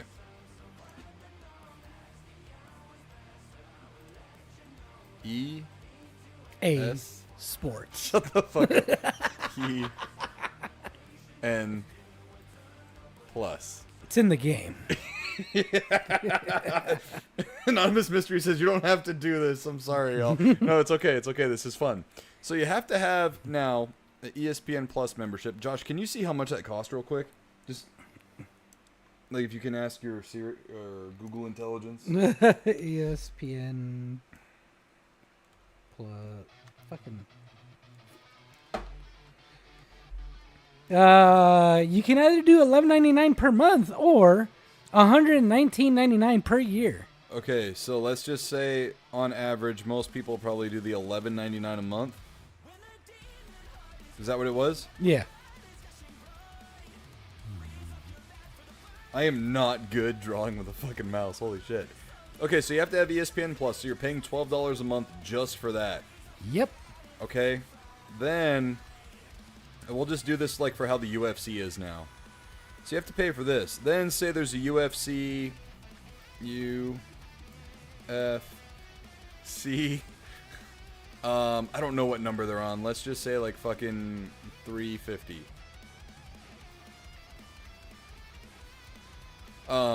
You want to watch UFC 350. Well, guess what? You're going to have to pay an additional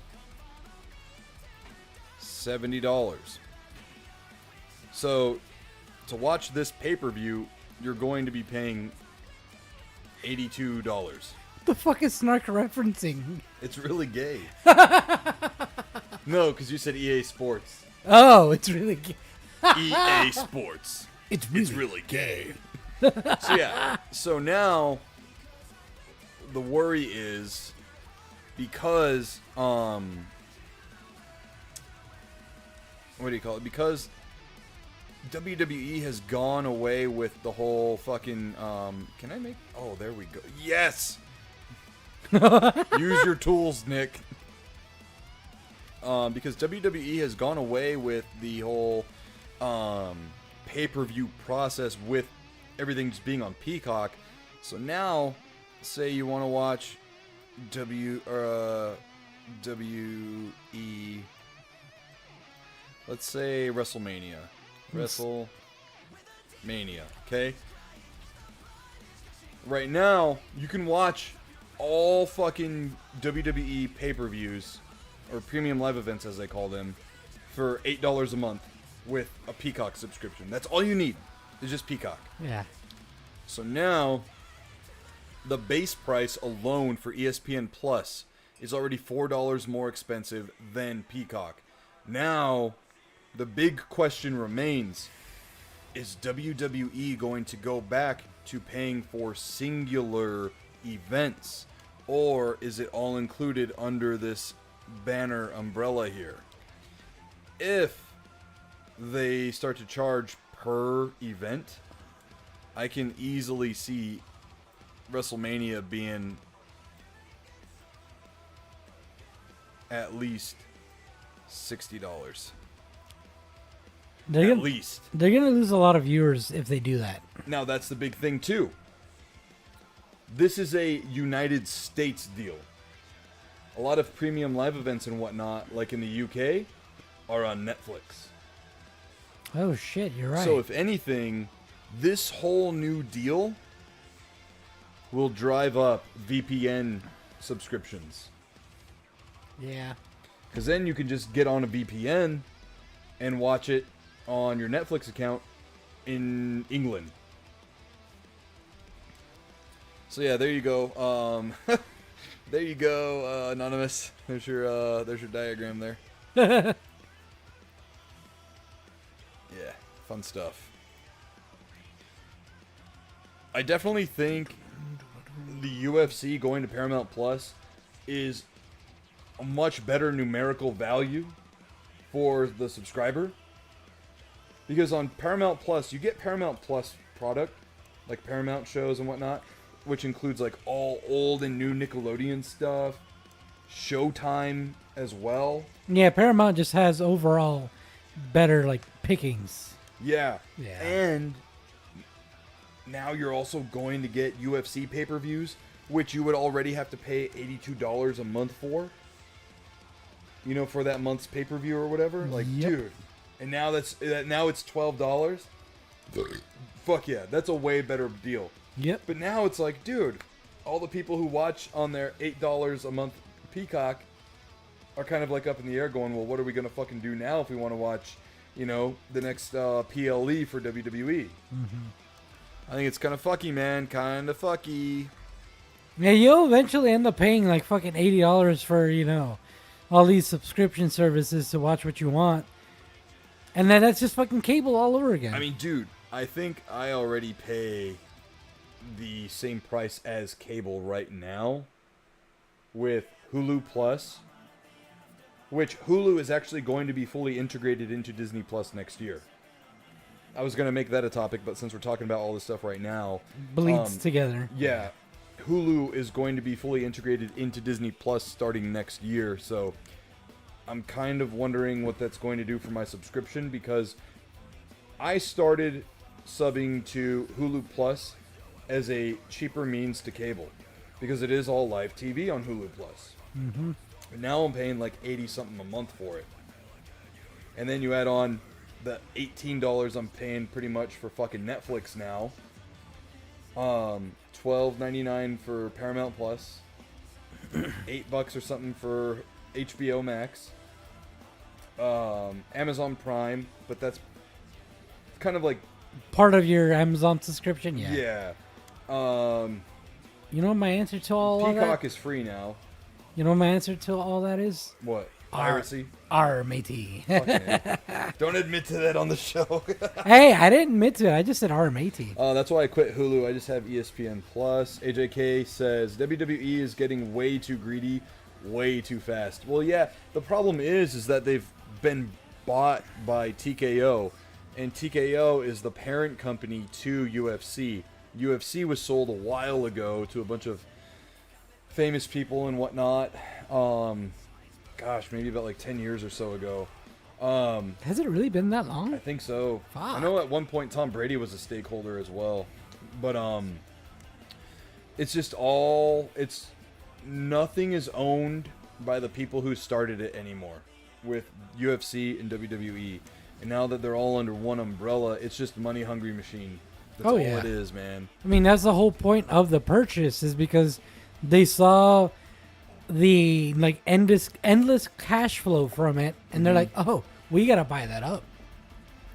You know, Yeah. that's all it is. Snark says, Helldivers major order update. The orbital rail cannon kill quota is at 93%. We should be able to make it before it expires. When does it expire? Tuesday. Every Tuesday is when new major orders drop. Oh shit. Snark says, yeah, the Fertitta brothers used to be called Zuffa and then Endeavor. Yeah, so Endeavor is the parent company to TKO. TKO is basically an umbrella company, or like a shell company, rather, that just controls UFC and WWE. Yeah.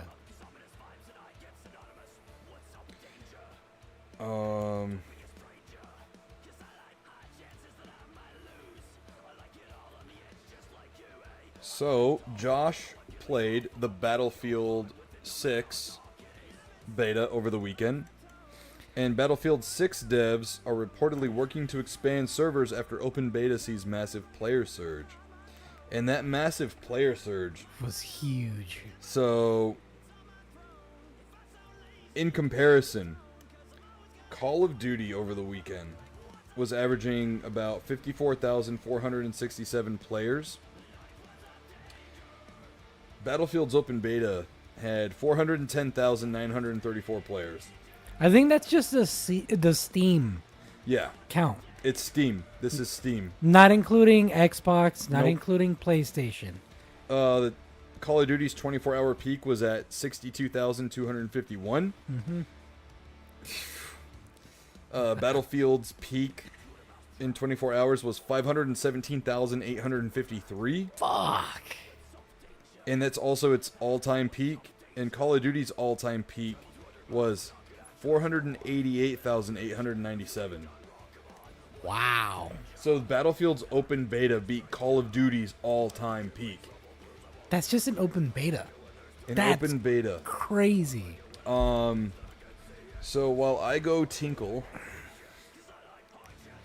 talk about your experience with Battlefield 6. Damn, I wanted you to be here for most of it. So, Well, I just gotta go pee, dude. all right. I'll be back. Now I'm not gonna be able to hear myself. All right, so Battlefield 6. Where I start off with this, I have a few things to say. I'm happy with it, but I'm concerned with a few things. The thing is, those concerns, they can be addressed because it is the beta. So by the time it becomes reaches the real launch of the game, if they're addressed, that's going to be fantastic. But I'm going to cover, things I liked about it, things I didn't like, things that are concerns, and things that are just kind of gripes. So, overall, my opinion is that it's really good. I really enjoyed it. I didn't like the map sizes, though, or the maps, at least that were released for the open beta this past weekend. I know next weekend they're going to be releasing some larger maps and different maps overall with different game modes and more weapon options. Because this past weekend you only had 3 map options, about 2 to 3 weapon options per class, except the snipers. Snipers only had 1 weapon option. And a few gadgets that you could use per class. So it's very limited, so it's not the full scope of what you can do. And let me catch up real quick. E. Parker says, God, Battlefield 6 is so good. Sweaty balls! Sorry, I've been absent in the chat, keeping you guys on while I ship packages and get groceries while I'm not dealing with anyone else. Well, that's fair. It happens. How the fuck are you shipping packages and getting groceries at the same time? What fucking wizardry is that? Probably one of those Online ordering? Yeah. Probably right next door to the grocery store type stuff. Hold on. E. Parker. It literally happened 2 seconds before he got back. E. Parker says, hearing that there will be bigger maps is nice. So yeah. You didn't miss much. I pretty much said I'll be going over things I liked, things I didn't like, a few concerns, and then a few gripes. We'll get to it, dude. Yeah, so definitely really enjoyed the gameplay. It felt smooth even for an open beta. Like Keith Stone? Smooth. Not that Always. smooth. Not that smooth. Remember those old Keystone commercials? Yeah. Not that smooth, at least not yet. For open betas, they're usually a little rough. Yeah. But I definitely liked how the guns felt.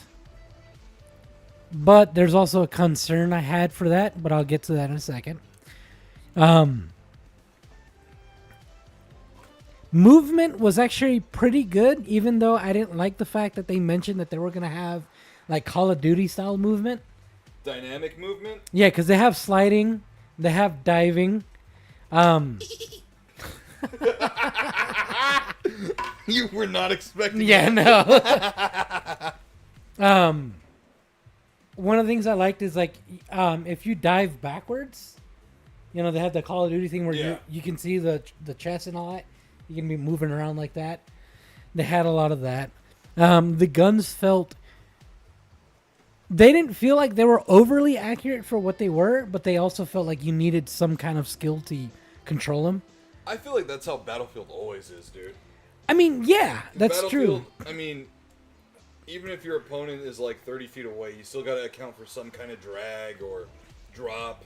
Which I was actually going to mention that it's a lot more snappy. My mic is on. Wait, what? And it's hold on. Yeah, it's picking up too. My mic is on. It might just be because I was leaned back. Oh, maybe, yeah. Oh, shit. Did you hear that? But I know I was actually going to mention the weapons felt a lot snappier without having too much of like that COD, just like super snappy, very like Gotcha. stiff. Yeah. Because you know how in older Battlefields, I don't know if you remember, the weapons had a lot of sway to them when you moved. I was going to say I felt like old Battlefields, and that was something that drove me away from them, was the drag, weapon drag. Yeah, where it's just like, right? Yeah, like when you go, it's not sharp when you like turn. It's Yeah. like, Yeah, it's like you're turning like this, right? Fucking. yeah. Yeah. It's like a I like to compare it to like a fucking pool noodle. Yeah. Yeah, that's what it's like. Which, I mean, back Or then. in Helldivers, it's the ergonomics. Right? Although it feels a lot more like. Oh, shit, that was. So, you know how in Helldivers they added. Gasps in Spanish. So, you know how in the Helldivers.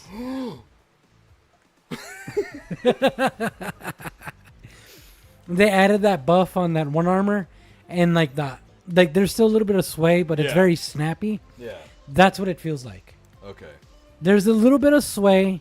¿Y tú también? I'm sorry. I'm having too much fun right now. Yeah, there's a little bit of sway, but it's a lot snappier than it used to be. Gotcha. So it feels good. Great. The guns actually look closer to what they do in Call of Duty than they do like in OG Battlefield, like Battlefield 3 and 4. Okay. You know how they kind of looked blockish, like they look like guns, but they didn't look as detailed like as they did in Call of Duty. Yes and no, just because I didn't spend that much time with Battlefield. Ah, okay. You know. So the guns definitely looked a lot sharper, a lot more detailed, which helped because back then the iron sights were horrible because of the design, the blockiness? Yeah, the blockiness. But now iron sights are a little bit more viable. So, you know, there's that's that. Good. Yeah. So Speaking of weapons, did you use the shotgun? I used every weapon. So it has been announced that the shotgun will be getting nerfed. Understandably so, but I kind of wish they didn't. So there were clips that I saw of guys getting fucking shot with a shotgun and getting fucking thrown out a window. Like a good fucking 10 feet. So I think it's a good call by the devs to fucking, you know, nerf the shotgun a little bit. At least with its fucking stopping power. Bro, I know, yeah. Because that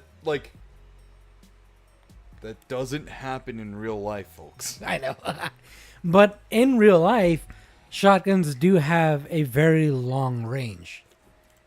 Which They do, it's just not accurate. Unless you're me and No. hit 24 out of 25, clay pigeons at the range. in that skeet shooting, yeah. Yeah. But that's the thing though, is like in real life, you know, they do have a really good range. And like their pellet spread is pretty tight even at longer ranges. Yes, it's tight. Tight Tight. like a tiger. Yeah. Which honestly, for me personally, I feel like that. That's a keeper. Excuse me. That's a tasty one. I feel like if they tighten the pellet spread, they would solve a lot of the issues they have. Yes. Here's Fasha. Father. It's another movie that you quote a lot, kind of like lot. the other one Yeah. that I will not mention because you will get started. No, which one? Yeah, no, I would be doing more fucking gold member right now. My voice is just so like hoarse from cheering Evelyn's team on this whole weekend, dude. Yeah. I can't really do him. I can do like Macho Man or like Stone Cold today, you know, maybe Piccolo all night even, but nothing that relies tightening or closing the throat. That's a little too much today. Excuse me. So yeah, overall, really enjoyed the game so far. What I didn't like were more so kind of gripes for the majority of it. Mm-hmm. Tanks look fine, but the LAVs, the light armor vehicles, they look like some kind of futuristic version of light armor vehicles. So, They felt out of place. do they look like the vehicles in Helldivers? No, the LAVs are like the ones that they're kind of like tanks. They have a turret on top, but they shoot smaller caliber rounds and a lot faster.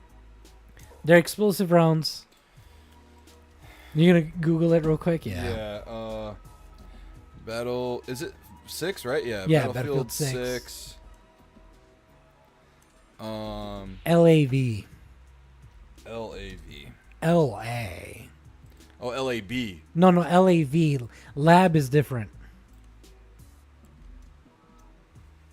weird. Hit images. So, This? second row, that one, that's what LAVs originally look like. Okay, so it's kind of like, okay, I see what you're saying. Yeah. It almost is like a transport. Yeah, a troop transport. It pretty much is, but I don't know why it they're also not. looks like a duck boat. See, and that's what they normally look like. The ones in Battlefield 6 don't look anything like that.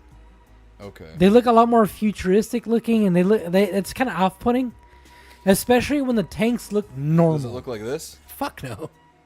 I mean, this is real life. This is Canada's right now. I'm gonna have to see if I can find it. It's fine. It's not a big Yeah. deal. Yeah, like I said, it's more of a gripe than anything. Okay. Yeah.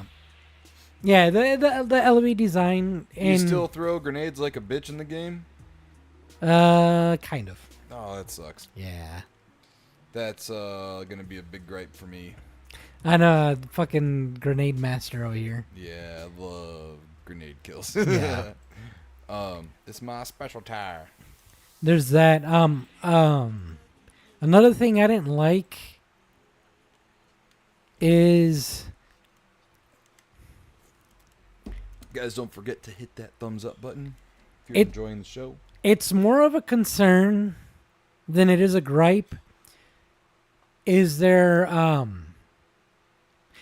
spawn, like spawn mechanic or whatever, the way they spawn characters or people? Okay, like is it? It's very jank because normally it's supposed to kind of spawn you kind of far away from, if there's an enemy presence. If you're spawning on on a point where there might be capturing it or enemies nearby, they'll, like, let's say there's enemies on the north side, they'll spawn you on the south side, right? Oh, okay, yeah. Just to keep you from getting spawn camped. Yeah. They don't have that. They will spawn you just randomly, and if there's somebody there, they can spawn camp you. Well, I get the logic because most Battlefield maps are fucking big. Well, I mean, they kind of solved that issue, like in Battlefield 4. Like, I understand if they're far enough away where it's not registered, that they're nearby. But if they can still see you spawn in, that's a thing. I understand that. But I've literally had moments where I spawn in, and somebody's like 5 feet away from me to my right. You know what I mean? Yeah. Hey, E. Parker, I know you're listening. I know you partook in the Battlefield beta this weekend as well. What did you think of it? Ooh, yeah. I mean, he did say he really enjoyed it. But So, if we're looking at the leaderboard real quick, sorry to cut you off.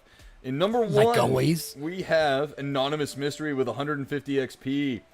But it's a three-way tie for number one. We got number two with Nuts Berserk, a.k.a. E. Parker, with 150 XP. And Snark with 150 XP. AJK in second, I suppose, with 100 XP. And Mysticles at the bottom with 75. nice. I love that little fucking scoreboard. There's that. They definitely need to fix the hit registration. Like Were the hitbox is inconsistent? no, it's just the fact that they would not register my shots half the time. I have a video and I've been like, I hate fucking the PlayStation app for this shit because I'll hit record on the PlayStation and then I can't fucking download the video onto my phone until like the day, like 24 hours later. You know, I should check that, man, because when I downloaded the PlayStation app, it had none of my clips on it. So go to your PlayStation app real quick. Go to... Fuck, yours looks different than mine. What the fuck? Oh, it's because you're on iPhone, that's why. Because I normally go to this one. Alright, hang on. How do I go back home? Oh, there's a back button on the bottom. Oh, it's the same thing, dude. Go to captures. See, it doesn't have all my captures. So what sucks too is that it's only a limited amount of time before you can, like, that you have to download those captures. After... Oh, it says here on the bottom, your captures from the last 14 days. Yeah, there you go. See. Oh, that's dumb. Yeah. Okay. Like, I literally have a video of me. There's a guy standing completely fucking still. I'm sniping.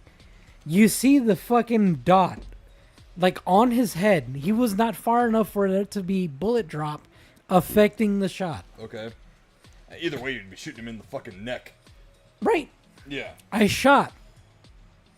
Does not register. Like, it shows that it just went past him. Damn.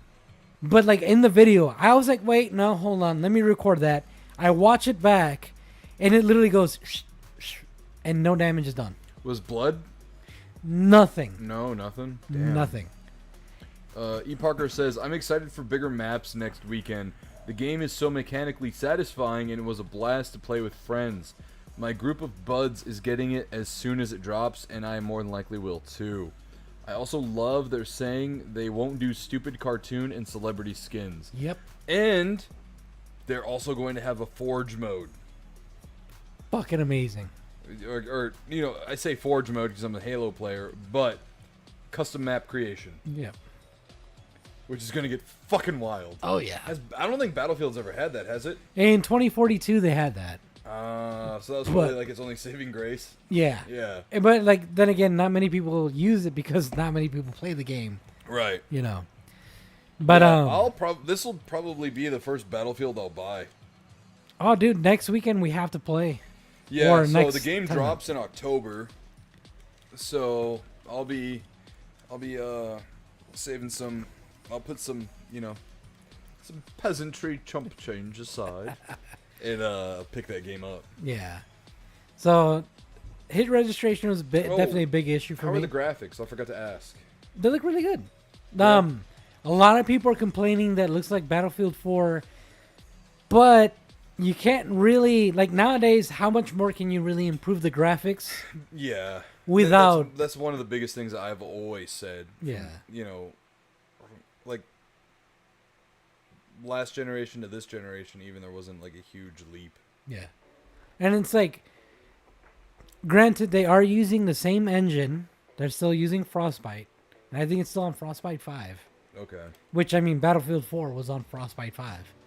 So, you know, the limitations are there.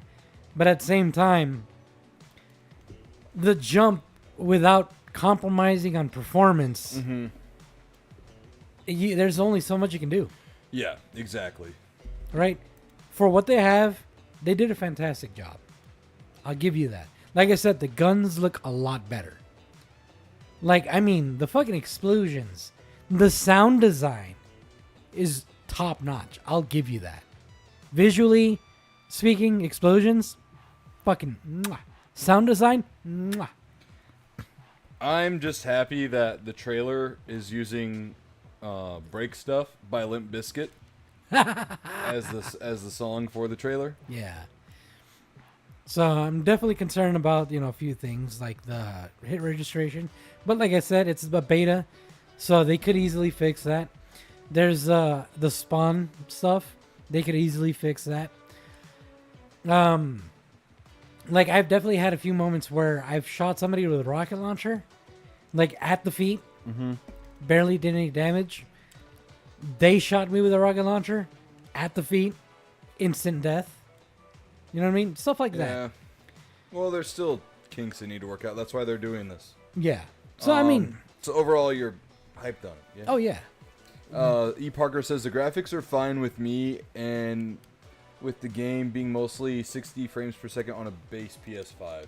Nice. Your flashlight's on. No, I was gonna say this is one of my gripes. You see how like bright that is on the screen, right? Yeah. The sniper glint on that game is like 3 times that.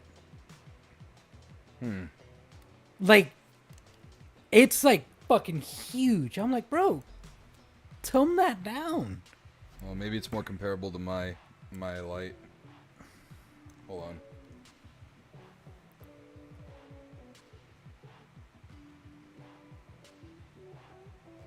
Like that? Or... Hold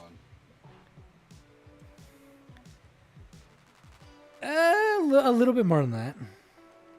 So, I didn't know this, but dude, look at this. Ready?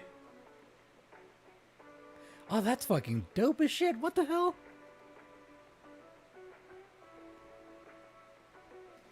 I had no idea there's literal... Oh, I'm gonna blind you for a second, Josh.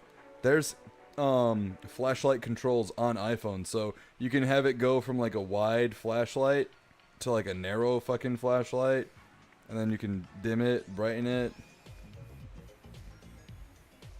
It's fucking wild. I remember having to have a separate app on my iPhone For the 4, I think it was. for the flashlight. For the flashlight. Yeah. Yeah. I had this utility app. It was called Monster, like the Monster app. And it had a bunch of utility stuff in it, like a level and this and that. And now it just comes like straight up on your phone. Right. So that's what it looks like. Damn. That looks like a Kamehameha waves coming at your Bro, ass. I know. And like, I don't even say that because I don't want people to see me. I understand why there's sniper glint. No, that shit looks fucking ridiculous. It's like a fucking flashlight in your eyes. It's like fucking Vegeta off in the distance doing a final flash. Bro, it's like, bro, tone it Yeah. down. Damn. All right. But Well, yeah, anyways, that's one of my gripes, so yeah. moving on to our last topic before we move on to the series of summer cinemas Arnold August film. Weapons director, the movie Weapons that just came out, just getting a lot of praise and mixed reviews at the same time. Horror movie. Yeah. Directed by Zach Kreger. Weapons director Zach Kreger told the Big Picture podcast that he's going into his next project having never seen a Resident Evil movie, and he also added, "I played the games obsessively." Okay, that's fair. So Zach Kreger, he just directed Weapons and also directed a movie called Barbarian, which was like a huge, low budget but big financial success horror movie. I don't think I've ever heard of it. Yeah, it's about these two people who end up renting an Airbnb at the same time accidentally, and there's crazy shit going on in the basement. Oh wait, I've seen that movie. I didn't Like a even. baby thing, and Yeah, there's yeah. that fucking weird creature thing that acted like the mother. yeah. Yeah, I've seen So- the movie. I didn't know that was what it was called. So he is going to direct the new Resident Evil movie. Now, there's also something. So I saw that, right? And he says he wants it to be a love letter to the games. Interesting. So he also said, this is from Cinema Feels on Facebook, Zach Kreger says his Resident Evil script is complete and that he's already storyboarded the whole film, which is great. In quotes, it says, "It has nothing to do with any of the other Resident Evil movies. If I do my job, it will feel fresh, edgy, and weird. Filming starts soon." Interesting. Don't have high hopes, but interesting. I do.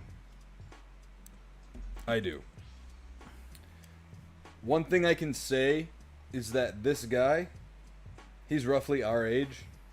I say roughly. He's got 2 huge horror credits under his name that have garnered shit ton of praise, shit ton of earnings, and so on. He wants it to be a love letter to the games. He's a fan of the games. He's played them all. Fingers fucking crossed. We finally got it. I mean, what is it called? Investors is what my fucking concern is. Well, the thing is, Weapons. Okay, so the movie Weapons that just came out, right? There was a giant fucking bidding war for the rights for this movie. His team won the bidding rights. Jordan Peele was one of the guys who was bidding for the movie. And because his team didn't get the rights, right? It obviously went to Zach Krager. Jordan Peele fired his whole fucking team because they didn't get the movie rights. The fuck? Yeah, it shows you what kind of fucking snob bitch ass he is. Yeah. Yeah. I lost a lot of respect for Jordan Peele after that. Also, at the same time, his movies lately, or like all of his movies rather, are just fucking pour me on black movies. Yeah. Sorry, but that's just how they are. Those horror movies fucking, they're just all racism. I'm like, okay, cool, dude. Like, do one like that, which was Get Out. And Get Out was like fucking really good for that and stuff, but then it's like, This Is Us, and then Nope. You know, they're all. It's like whatever. Okay. Yeah. Okay. Cool. Like, it's fine the first time because it's like, hey. White people bad. Yeah, no. I'm not even white, dude, and I'm like, dude, shut the fuck up, man. I know. You want us to start making movies about like, you know, just all black people are criminals because you're saying all fucking white people are bad, dude? Yeah. Like, come on, dude, get a fucking grip. Get a fucking grip, dude. That's where I start to lose. That's where I start to lose my my niceness. You know, is when people start just like making generalities like that. The thing is, like, being of like the Latino side, people need to understand that Latinos get hate from both black community and white community. Oh yeah. E. Parker says some of the CG ones were all right too. Yeah, they were. You know, one of the ones that I always think about is the scene where Leon drives a fucking crotch rocket into like a hallway and just like starts using it as like a fucking extension of his body. You know? Fuck. He's like saving Chris Redfield in a hallway. I think it's like in a hotel or some shit. I can't remember. And then ditches the motorcycle and starts fucking wrecking zombies with his kung fu and shit, dude. Oh, the CG fucking ones? Yeah, the CG movies, yeah. The last one that came out, I wasn't particularly a fan of. It was it's called Death Island. It was based on Alcatraz, I think it was. It was Resident Evil Death Island? Death Island, yeah. It was alright, man. It was kind of weak, in my opinion. They even had... There's a CG show on Netflix, too. I forgot what it's called. But it deals with, like, Leon and Krauser. Never seen it. I can't remember the name of the show. It came out, like, 2 years ago, I think. But even that one was, like... Wait, the one that had fucking... what's his face? The black... Wesker? No, this was a CG show. Oh. Hold on. Although, what's his name? That actor. Fucking... Infinite Darkness, that's what it's called. From 2021. Yeah, E. Parker says Death Island sucked ass. Yeah, it was pretty lame. Lance Reddick. That's the one I was thinking of. That Yeah, guy. no, that show sucked balls, though. I fucking hated that show.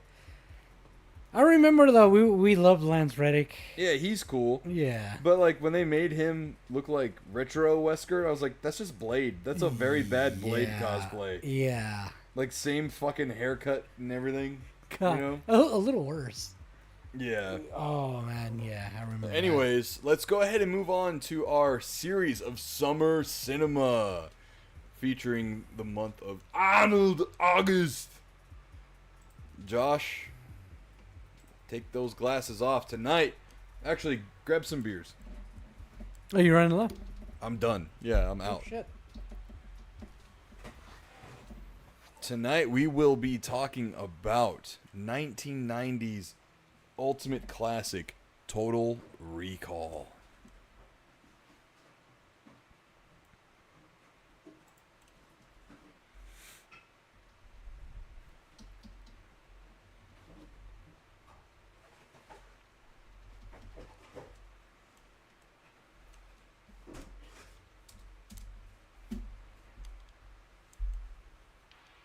Alright, don't look at the screen.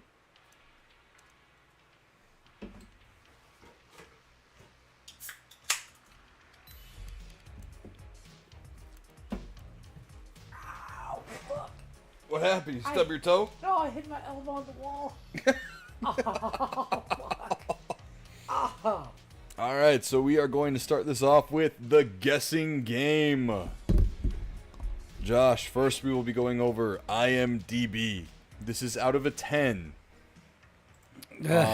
With 372,000 some odd ratings. What do you think Total Recall has? 6.8. The answer may surprise you. 7.5 out of 10. Oh, shit. Nice. Moving on to Rotten Tomatoes. It's funny because I give it a lower score because I know how these fuckers are, man. Well, it's funny though. You say that, and every time, like, you end up being wrong. I know. Yeah, Alright. and wrong in like the worst possible ways too. Yeah. Okay, so this is the critics' score. This is out of 100%, with 77 reviews totaling the score. 72%. This movie is certified fresh with an 82%. Wow. Now we'll move on to the popcorn meter. This is the fan score. This is from over 100,000 ratings.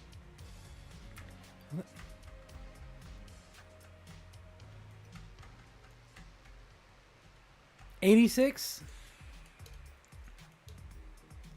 This is a full popcorn bucket with a score of 79%. The fuck? The general consensus from the critics is, under Paul Verhoeven's frenetic direction, Total Recall is a fast-paced rush of violence, gore, and humor that never slacks. Oh, There is a lot of that in this movie. I know. At the very beginning, there's and at the very end, there's Dude, my computer is fucking lagging right now. Hold on. It's the fucking browser. God damn it. Hold on. Close. There's too many ads on these fucking websites, dude. I swear. I know it fucking slows down shit like drastically. Go back.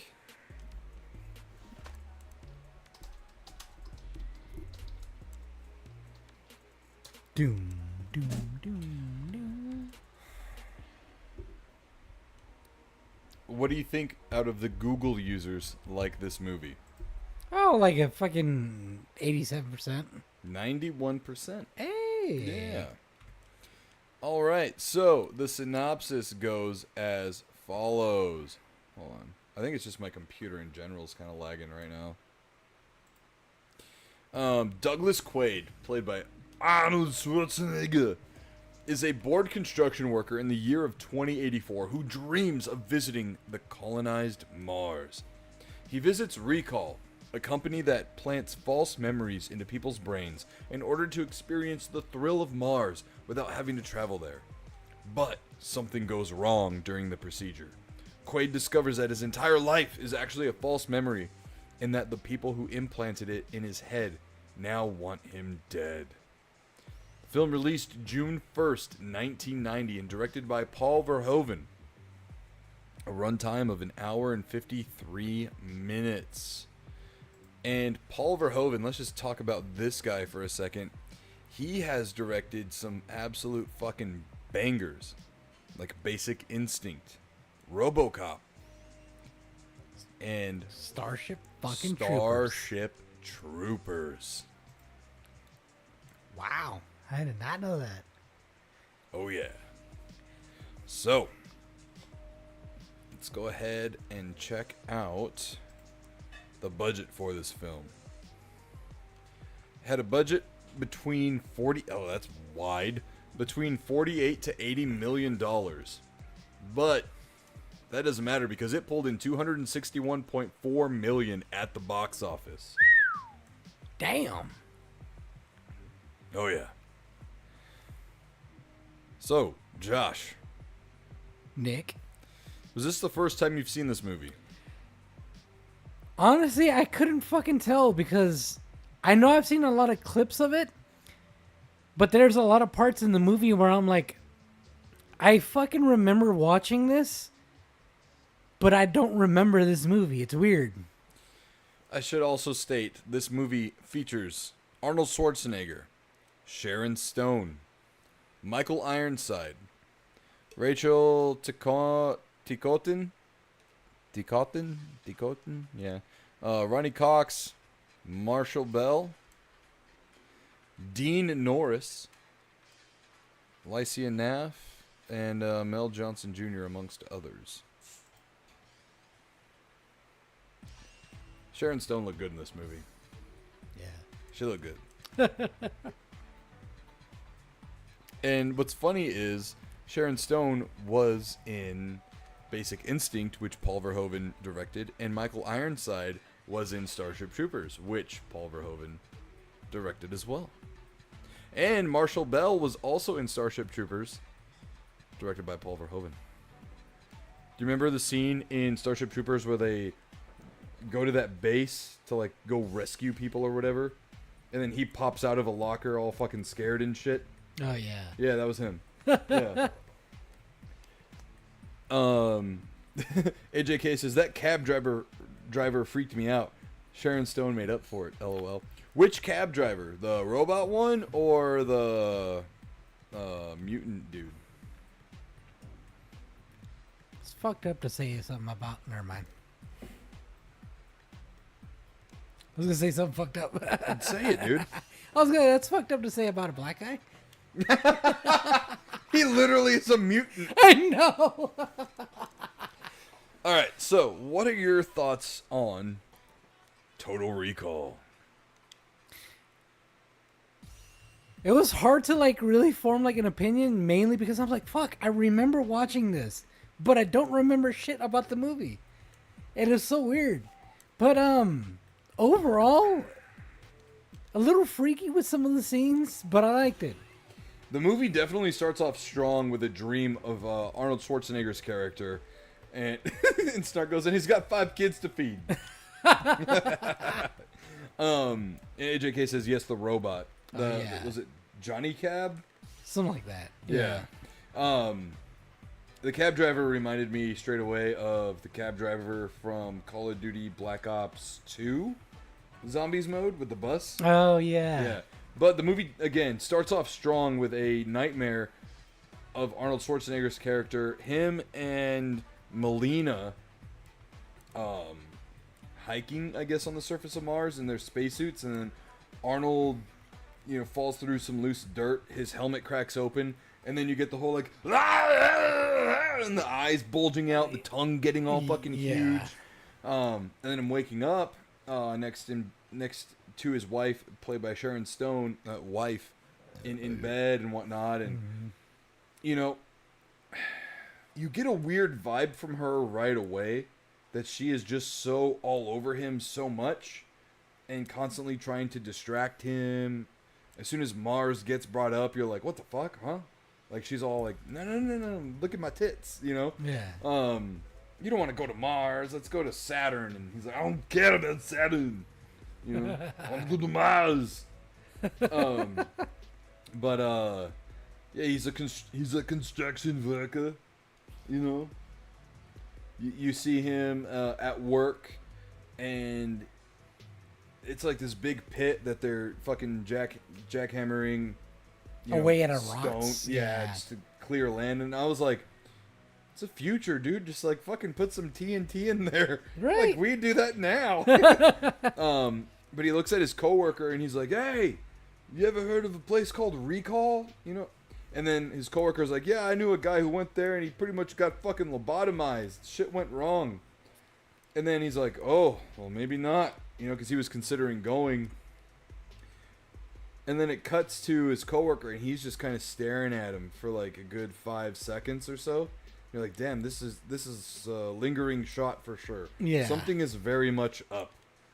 So they're kind of playing their hand a little too quick, in my opinion, with it. I mean, granted, if you've never seen the movie before, you can kind of be like, all right, it's a little suspicious, but, you know, all right, let's see where this is going. He also, I will say, same thing with Sharon Stone. For a lot of the shots earlier where they're looking at him, like, they almost give a look of concern rather than like, oh shit, we gotta really stay on him. Yeah. You know what I mean? Sharon Stone, I think, more than the coworker dude. But then Arnold is like, fuck it, I'm gonna go anyways. Which is fucking funny to me how they did it that way. He's Yeah. like, maybe I shouldn't go. And then it just cuts to him going. He's like, all right, what the Yeah. fuck was the point of that? And so, you know, again, this place called Recall, you know, they implant fake memories into your brain to make you feel like you've really done this and that and whatever. And it's totally like optimized to where you can go where you want to go for I think 2 weeks at the base price or extended stay for more credits. You can even change who you are in your memory. So like you can be like an astronaut or this or that. But in Arnold, as soon as he sees Secret Agent, it's funny because the guy's like, do you want to do any add-ons? He goes, no, I'm not interested.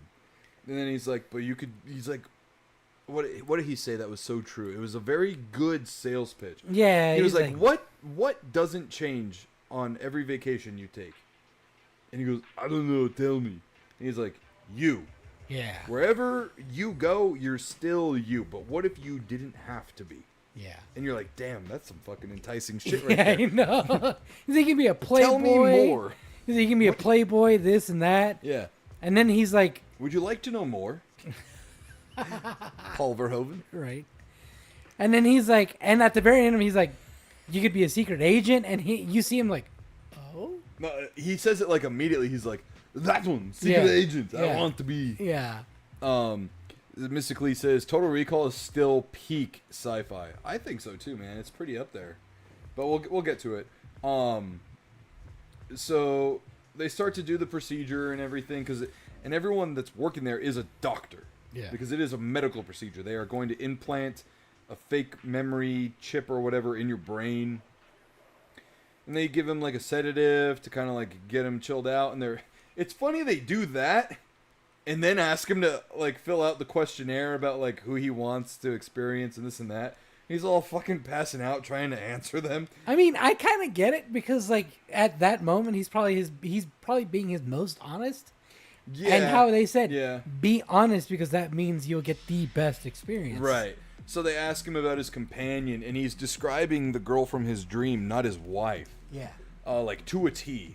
Mm-hmm.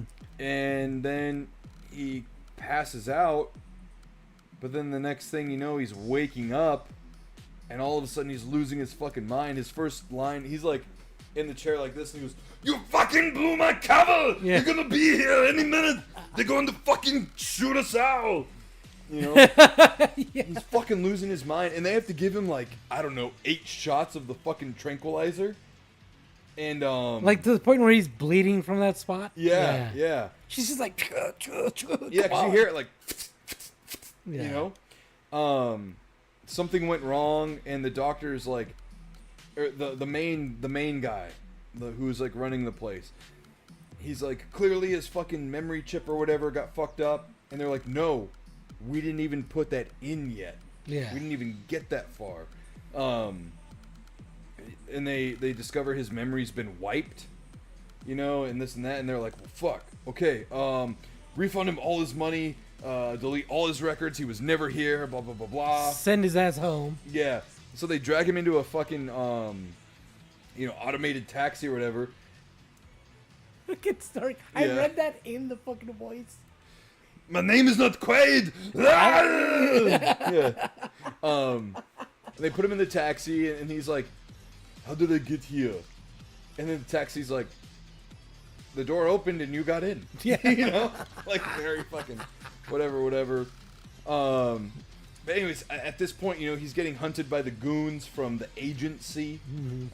He has, at this point, you have no idea what's going on, so on and so forth.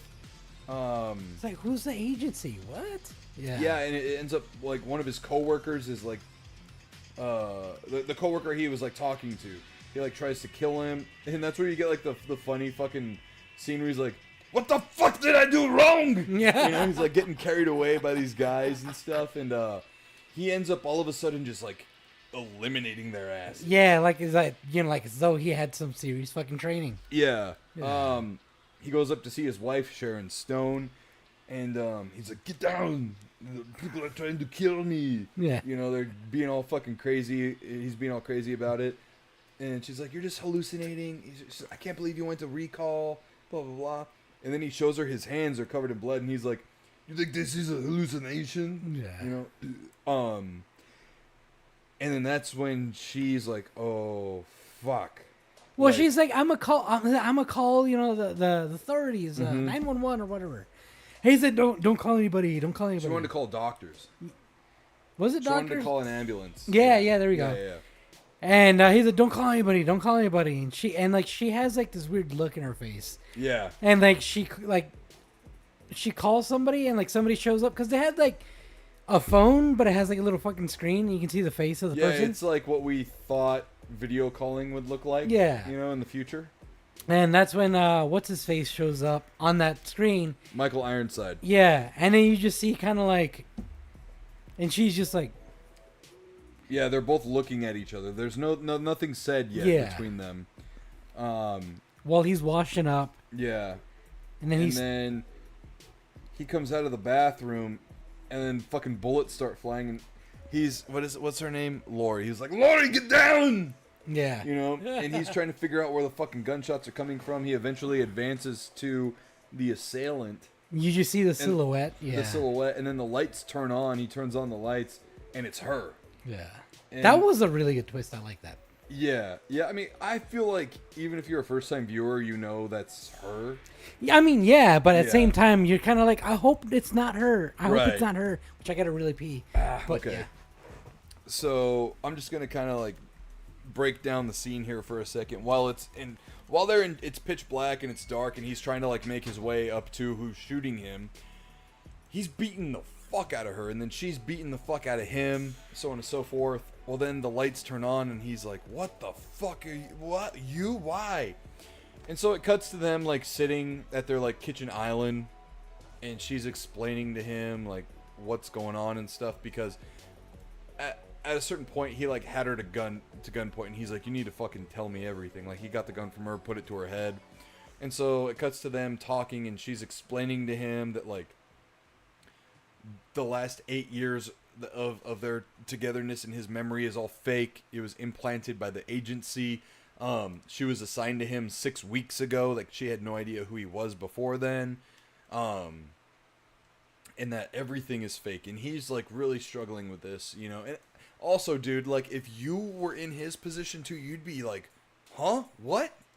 Oh, the camera. What are you doing, Tiny? Are you following me? You just blinked at me. But it's like a real mind fuck. And I'll repeat this again in our closing statement, but this movie does oh my gosh, what is that movie called? Hold on, I have to pull up this fucking movie now. Inception. This movie does Inception before Inception. You know what I mean? Because throughout this entire movie, you don't know, is this real or is this part of the memory thing, like from Recall? Like, and even at the end of the movie, you don't know still. You actually really don't know still. Dude, I like that aspect of the movie. Yeah. Like, especially when they I don't know, we haven't got to that part yet, but the doctor in the room. Yeah. Just hang on to that bit. Yeah. So, anyways, she's like all, you know, telling him what she's doing, like how it was going on and whatever. And then she tries to all of a sudden like seduce him to distract him, and then he looks on like the security camera feed and he sees the bad guys on their way up, and I think he just fucking knocks her ass out. No, I think he's like, "You clever bitch." No. He says, "You clever girl," Oh yeah, which is a fucking line that they reuse later in Yeah. fucking Jurassic Park. and then he's just like, "Bam!" Yeah, he fucking goes all in on that. But like, dude, it was like a fucking boom. Yeah. So he escapes. The bad guys and Michael Ironside get up there, tell him what's going on. You find out that she's actually married to Michael Ironside's character in the movie, and you're like, gross. I know. Which is funny because later on, Michael Ironside's like main henchman dude, Basically pokes fun at him pokes fun at him because he was like, "Oh, geez, it's not like they haven't slept together." or something like Yeah, that. something along those lines. And Michael Ironside goes, "She said she liked it," and he goes, "No, I'm sure she hated every moment of it." You know, you're like, "Yeek, God. damn." Which is just like a funny, like it had nothing to do really like with the movie, but still was like burn. I know. You know. So at this point, you know, Arnold's just on the fucking run. A guy calls him on a random ass like video payphone, leaves a briefcase for him, and then vanishes. You never see that guy again. Arnold then goes down and wrestles the briefcase out of this like old lady's arms. She goes, "You fucking asshole!" Yeah, because she's trying to say it was hers. Yeah. And it was also too at this point, the guy was also like on the phone. He's like, "You're being followed. Put a wet towel around your head. You know, whatever." Because he has a tracker kind of thing in his nose or in his brain. That Anonymous Mystery says when he pulls that tracker out of his nose, always makes my head hurt. Dude, like the way the animatronic looked when they did that, because you could tell it was. But it's just like, Yeah, there is a lot of puppetry and practical effects in this movie, which I really appreciate and like. yeah. They don't all hold up so much. There's a scene in particular which we're getting to. So Arnold goes to like an old abandoned construction site, Yeah. or a concrete mill or something like that. It's somewhere along those lines. Yeah, and he opens the briefcase and pulls out like this video of him, but as what is the other character he plays? Hauser? Hauser, I think it is. Yeah, like Hauser or something like that. He's like, "You are not me," or no, he's like, "You are not you. You are me." Yeah. And Arnold looks at the video while he's like watching, and he goes, "No shit." You know? Dude, that Yeah. scene, that little section of that movie was fucking great. The way he Yeah. acted it out. And so Arnold's original or alter personality before his memory got wiped, he was like, you know, "I realized I was working for the wrong people. You know, I switched sides because there's a big rebellion going on the planet of Mars. You know, to free Mars from the corporate reign and this and that.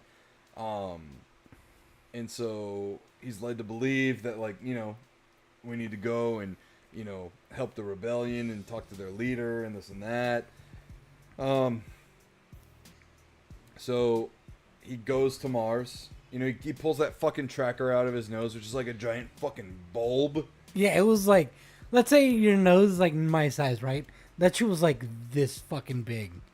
It was like the size of a fucking ping pong ball. Yeah. You know? And so he gets into this fucking crazy ass disguise of a middle-aged lady, and it starts to malfunction. Which also, by the way, that guy checking her ID and then looking at her he was like way too long in taking. I know, he looked suspicious from the get-go. Yeah, and I was I was like, like, bro. at this point, like, you have no reason to be suspicious. It's just a lady. Right? But then he asks her, or Arnold rather, how long they plan to stay on Mars. He says 2 weeks. And then he's like, "Do you have anything to declare, like fruits or vegetables, this or that?" And then she says again, 2 weeks. And then it starts to repeat. And then the audio starts to glitch. And then the face starts to like fucking freak out. Meanwhile, Michael Ironside and his goons are making their way through the airport, The checkpoint? rocket Yeah. port, whatever. And they're about to leave, but then Michael Ironside sees the lady like freaking out or whatever. He hears her. Yeah, he hears her and then turns around and sees her, and then he's like, "That's Quaid," or whatever. Yeah. And then Arnold's mask opens up like. Well, you forgot the part which was really fucking weird, where the ear comes out, and then it goes back in, and then it does that. It's like, where the fuck were those like pole things that were those sticks? I don't know. It was dude. really weird. I don't know. And then like the wig falls off, and then the head thing like opens up, and then as Arnold's pulling the head off, that's also a puppet face of Arnold. Yeah. So it's a puppet on a puppet. I don't know why they went with that, but I don't know either. and like the puppet had like a slightly distorted face too when they did that. Yeah. Yeah. But then like the head closes back up, and it's like a solid like mannequin head at this point now. He ends up like getting arrested or whatever. They pick up the head, or he throws it to the security guys. No, he's not arrested yet because he's trying to escape, and he throws the head to the security guys. Yeah. And they start shooting at him. The glass breaks in the dome area. Before that, the head speaks and says, "Get ready for a surprise," and then the head blows up. Oh yeah. Yeah. And that's when they start shooting at him. Right. And then, because the glass breaks, they had to hit the emergency button that will shut off the windows. Close like the airlock windows. Yeah. With like steel doors and it closes off the other doors, and before the door like to the other passageway closes all the way, that's when he jumps through. Yeah, and he makes his escape. So we're doing fucking scene by scene. This is gonna take forever to continue this. So anyways, he's on the run, for a while, and he eventually like gets into Melina's apartment. Yeah, because he goes to a hotel. The hotel's like, "Oh, you have something in the lockbox." He gets the lockbox, and has a strip club fucking poster. And then on the backside it says, "Ask for Melina." Is that if you want a good time, go ask for Melina. Yeah. Yeah, and so he ends up going to his hotel room, gets ready, leaves. So when he meets the taxi guy, the fuck was the taxi guy's name? It's funny too because he says it over Benny. Benny, there we go. He says it like over and over again. Well, he always says, "I have 5 kids to feed." That's what he says his name like seven times in this fucking movie. Oh, probably. Yeah. I just remember him saying he has 5 kids to feed. Because like even at the end where he's like, "It's me, Benny. Benny's gonna run you over." Like. Oh yeah. But yeah, runs into Benny. Benny's a taxi, takes him to the strip club. And he's like, "Are you sure? Are you sure you want to go to this one? I know a better place." Yeah. And Arnold's like, "Yeah, and I'm sure you probably get the kickback too." Yeah. Yeah. Which leads me to my favorite scene when he asks for Melina, and then she's like, the dude's like, "Oh, well, she's pretty busy right now," and I think he brings out the wad of cash or something. She says, "Oh, well, she's right over there." No, yeah, he says that she's pretty busy, and then he's like, "It's fine, I'll wait around or whatever." And he goes, "Well, she's pretty particular with her. She really prefers her regulars." And then that's when he throws out the big stack of cash, and he goes, "She's right over there." Yeah. Yeah. And then like when he walks up to her, the dude that has the mutant dude with like half his eye, like face covered. Yeah. The dude's like, "You have the nerve to show your face around here?" Yeah. And he's like, "You're the one to talk." Yeah. Yeah. I was like, "Bro, why you gotta roast him like that?" Right, That's that was fucked pretty up. bad. But dude, it's in that scene too where you also see like the 3 boobed prostitute lady. Yeah. The little person prostitute lady. Yeah. And a lot of mutants from Mars. There's even that scene too where like a lot of the mutants as they're walking to the strip club are like trying to sell him like fortune telling and this and that. And then there's that little girl who's like severely disfigured in the face and head and stuff. He stops for her and then gives her money. Yeah. And then he asks Benny, the cab driver, he's like, are all fortune tellers like mutants too or whatever? And he's like, oh yeah, blah blah blah blah. Something to do about the rays or some shit like that. Yeah. Rains. Something like that. Yeah. Bad dome buildings and stuff. So they got Yeah. poisoned essentially and disfigured. Call it like radiation poisoning, I suppose. But yeah, you come to find out Hauser was working with Melina to get info, and that's why he was told to go see Melina again as Quaid. Oh, you're skipping ahead a little bit. A little bit. But it's more so Hauser was trying to get in cahoots through Melina to the rebel group. Mm-hmm. Yeah. It's revealed just a little bit later, but Yeah. yeah. And then she's all pissed at him, and then she's like, but I'm just kidding, I love you. And like, make out or whatever. AJK says, hey guys, gotta take off. Great show. Take care, everyone. Dude, thank you for hanging out, and thank you for being a brand new Patreon show producer, my man. Fuck yeah. Take care, and we'll see you next time. Deuces. Why don't you go on? I have to take a whiz real quick. All right. But yeah, I'm gonna kind of speed through a little bit. Yeah, you're good.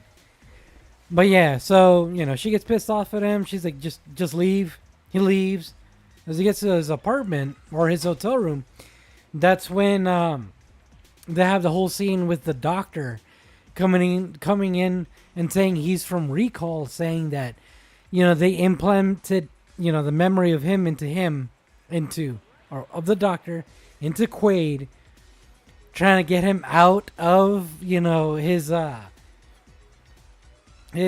spy implanted memory, because things went awry, and they bring his wife, Sharon Stone's character, and the dude does is pretty convincing, right? Like at this point, I'm like, whoa, shit! This entire time, this has been like his dream, his like false memories. Like he even convinced me for a second. He's like, if you want to escape, these memories, you just gotta accept it and take this little pill. You'll wake up at the doctor's office, and he convinced. Sorry, he convinces Quaid almost, because Quaid literally puts the pill in his mouth and is about to swallow it. When he's staring hard at the doctor, and the doctor's just standing there like this, all calm, then a bead of sweat drops down. And that's when he gets super fucking suspicious and shoots the guy in the fucking head. So when that happens, the goons burst through the wall, and the wife kicks him and all that shit. They arrest him and they drag him off. And he's about to go through the elevator. That's when the other chick comes through, takes out the guys, and rescues him pretty much. So they start running off, trying to escape from Michael Ironside's character.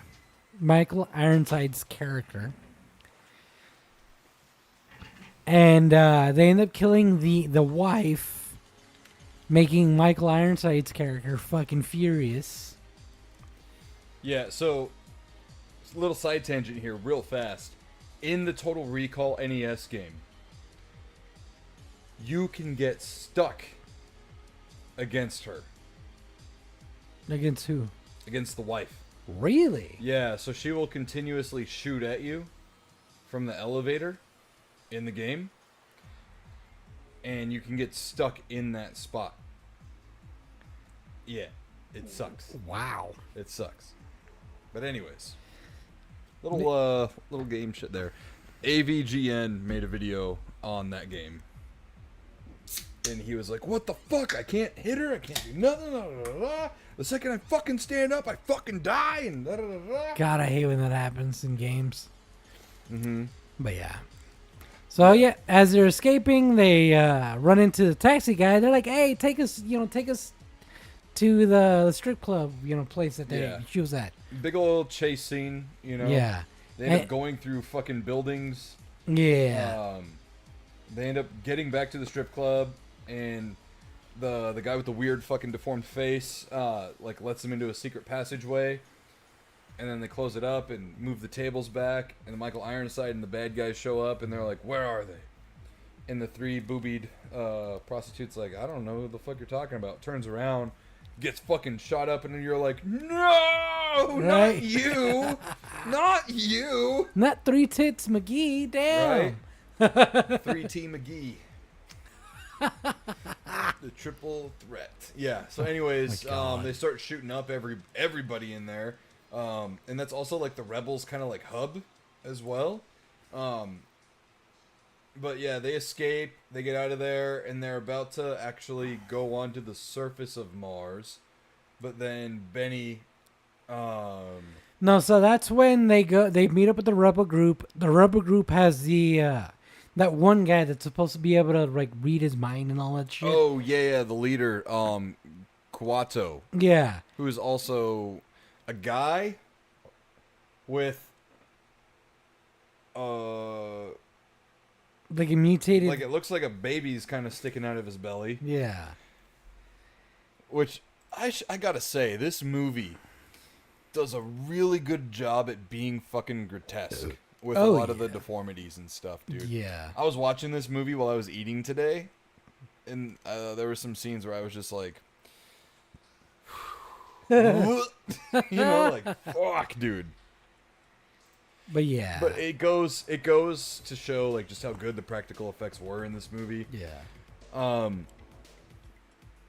So yeah, like the guy opens up his shirt, and you see the little deformed guy kind of like sticking out of the belly. Right, and the guy like kind of like loses consciousness, and the little baby thing like comes to Yeah. life. It's weird.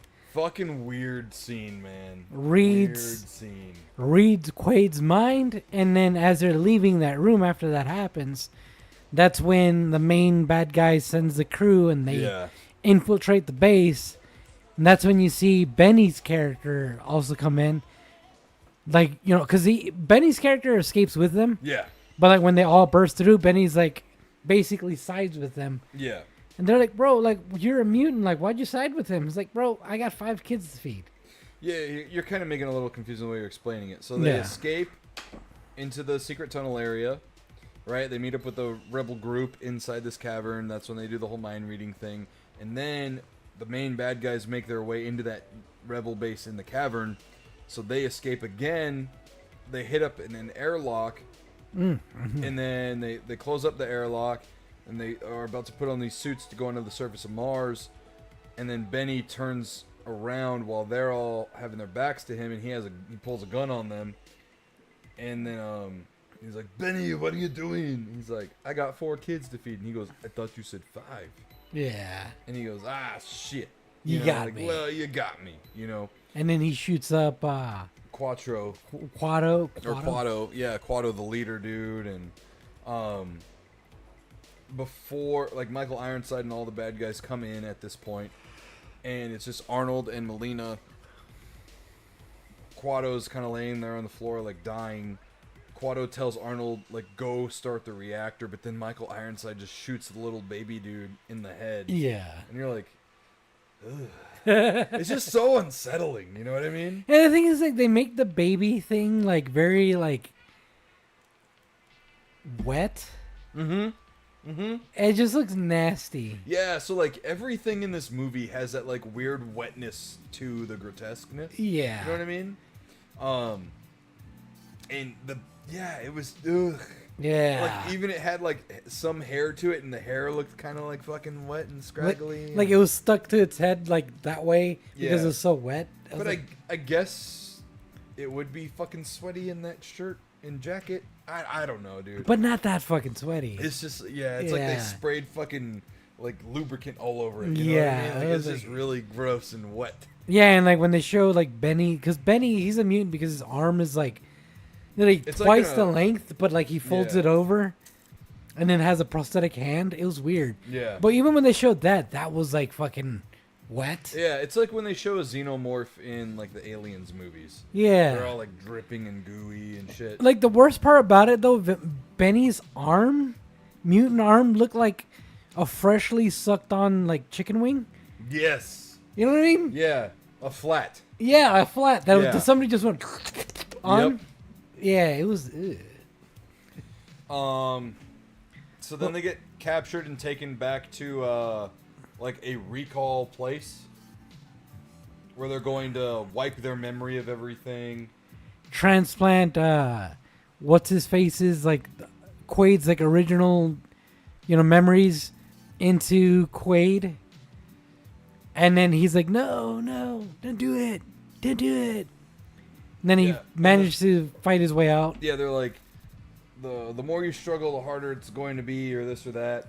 And he ends up, like, his arms are strapped, and locked in, and he ends up lifting up the arm rest till, like, it eventually breaks. Yeah. And there's a stake sticking out of it, and he, like, fucking stabs the doctor in the neck. Yeah. Blood fucking starts squirting out everywhere. He lets himself out.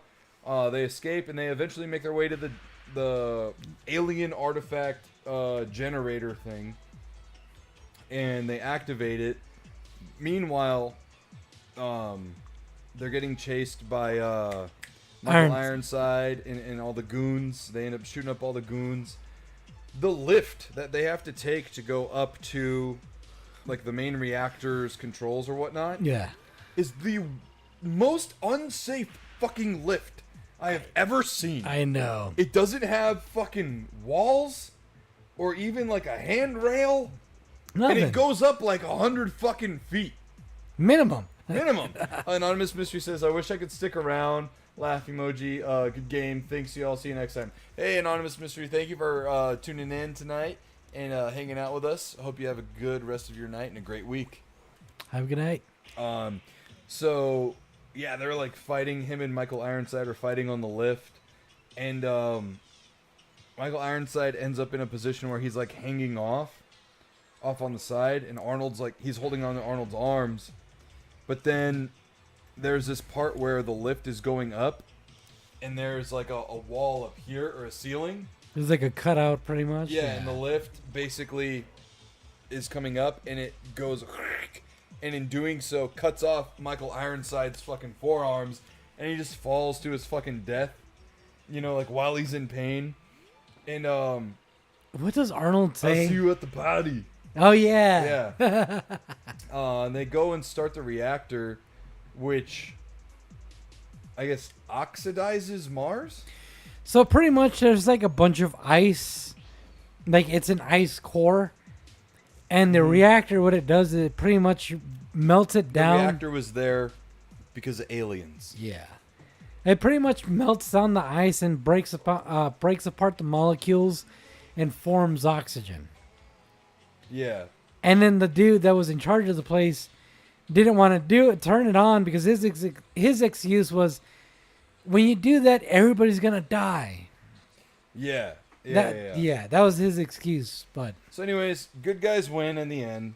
but not before Arnold almost dies And Melina, their eyes start to bulge out. They're and- like, yeah. that's where you hear the most throughout the movie. And it ends with them like together on the surface of Mars without any helmets or anything. The sky is blue because of the oxygen. Yeah. And that's it. Well, that's where he's like, well, I'm afraid that what if this is not real? Yeah. Or it's just a dream, and she's like, well, kiss me before you wake up or some Yeah. shit. And then the movie ends. Yeah. So you never get any real closure on If it was real or not. if it was real or not. Yeah. At all. So what are your thoughts on it in general? In general, I definitely like the movie. It did not feel as long as the runtime says it is. Oh yeah, no, it felt like it flew by, Yeah, the movie has an hour 53 runtime. which really goes to show that they did good with the pacing. Yeah. Yeah. Definitely a lot of scenes that I was like, ugh. You know what I mean? Not because they were like gross, but because they were gross. Like they weren't purposely gross. They were just gross because like I said, the wetness with the fucking chest baby thing and like the mutations. Yeah. They were just like overly moist and wet, and it was just like, ugh. Well, even the guy with like the fucking like side melted face, Did you notice on the back of his head too? It was like this open gash running across. I was like, ugh. Yeah. It was just like, It looked like the fucking the pork I was eating, because I was eating El Pastor, but as a steak form. You know what I mean? Yeah. I was like, oh, this is gross. And this is not to say anything about anybody that has those kind of deformities in real life. Nobody has those kind of deformities in real life, Josh. I know. Come on, let's but be fucking real. It's just, well, I mean, there's some people, I don't know if you've seen burn victims, you know. I mean, yes, I have seen burn victims. You know, but like, it looks, not to say it looks normal, it looks realistic, but then when you get like that moisture Listen, that the they guy's, add. half of the guy's face looked like a penis. Yeah. It's like, It was just a very wet penis. Yeah. Yeah. It was the moisture that really fucking drove it home. Yeah. Well, and also too, like the coloring of the prosthetic makeup and all that stuff too. Yeah. It was like just slightly pale. Yeah. I don't know, it just had this weird. Everything that was supposed to look gross looked fucking gross. Oh yeah. But overall, though, I did enjoy the movie. It was weird because I feel like I said earlier, it's one of the movies where I felt like I've seen it before, but I can't remember watching it. Yeah, same. I always forget if Benny ends up betraying them or not. And I'm always like, when it happens, I go, "Oh yeah, I know he did." You know? I always remembered him dying by a drill, and I always thought it was the drill vehicle. Yeah. But it was the jackhammer drill that Arnold kills him with. So I mean, you were wrong, but you were also right. Yeah, which is like one of the most painful deaths, because it's Just stirring up you your. feel it. Yeah. Oh. You know, like ugh. Yeah. But so series of summer cinema criteria. Criteria was big and bombastic, soundtrack and setting. Yeah. Setting, kind of, because most of the movie was on Mars Well, everyone again wet, but also looked very fucking sweaty. and dry. Yeah, at the same time. Yeah, it was weird. It looked like a very undesirable climate to be in. Yeah, You know? it was like in orange Arizona. Yeah. Yeah, if you just have like a sepia tone filter, like Right. cranked up with the saturation. Yeah. Yeah. So setting, oddly enough, yeah, summer vibey. Mm-hmm. Reminded me a lot of, which makes sense now that we know the director. Starship Troopers. Yeah. Soundtrack, for me, at least personally, it was very forgettable, but at the same time, it hit that like 90s vibe Okay. for these type of movies. You know what I mean? Yeah. And when I have that 90s vibe, 90s for some weird reason reminds me of summer. Yeah. Same. So, soundtrack, oddly enough, again, fits. Summer vibe. It passes. Big and bombastic. Fucking yeah. It was all over the place. There was action. There was weird, grotesque stuff. There was romance-ish. And a lot of more action. It was great. I liked it. Definitely big and bombastic. And why are you looking up Nobody 2? Because Sharon Stone is in it. I didn't know she was still acting. Oh, shit. But, yeah. Just to briefly give that a rundown. But, yeah, that's my thoughts. What about yours? Yeah, so mine, this definitely felt like an 80s movie. Yeah. And it looked like an 80s movie. Which makes sense because it came out in 1990, which means it was probably filmed in 88 Yeah. at least. Like, at minimum. Yeah. Yeah. So, I thought the visual effects were really good. I appreciated the practicalness of them. You could definitely see the blue screen in certain scenes because that's what they used back then instead of green screen. Yeah. But it wasn't like terrible. Like you have to kind of like stare at the background, you know, against the foreground. Excuse me. Was it big and bombastic? Yeah, like the whole thing is Inception before Inception. I think the premise was fucking... Yeah, it's wild, man. Yeah. So yeah, it's big and bombastic. Between the premise, the fight scenes, the shootouts, the chases, like explosions, everything. Yeah, big time. Yeah. The soundtrack I thought was very fitting, though. If you were to ask me like any single track, I wouldn't be able to Yeah. name them. And then the setting just reeks of. To me, watching this movie felt like I could have watched it sitting outside in the sun today. Yeah. You know what I mean? Like, and just baking in the sun. You'd probably get a better like visual, just the saturation. It's immersive. Yeah. Yeah. An immersive feature. So is this a movie that you can throw on after a Sunday barbecue when you have people over? Oh yeah. Yeah, Yeah. during summer I absolutely think so. What would you give this as your score? I'd definitely give it like it's kind of low, but I'd give it like a 7.8 or 78%, whichever we want to go with. Yeah, I'd give it like a 8.3. I don't think it's one of Arnold's best movies, But it's definitely memorable. it is a memorable movie. I think that it's a hard kind of... It's a really hard premise to sell. Oh yeah. The remake, I remember watching partly, and I was like, this feels kind of off too. But I would like them to try to make another go at it and really try to like flesh out the story, because while the movie does have a long runtime, I do feel like it's very rushed. Like the pacing is very fast, and I still feel like there's not a lot of movie there. Yeah, it's more so to get to the next action sequence, and that's it. Yeah, and there's not a lot of one-liners for Arnold in this movie. Yeah, like it's a lot of one-liners for like the type of movie. Yeah, but it's But, not like like, your typical like stick around. Yeah. like, Mac. Yeah. You son of a bitch.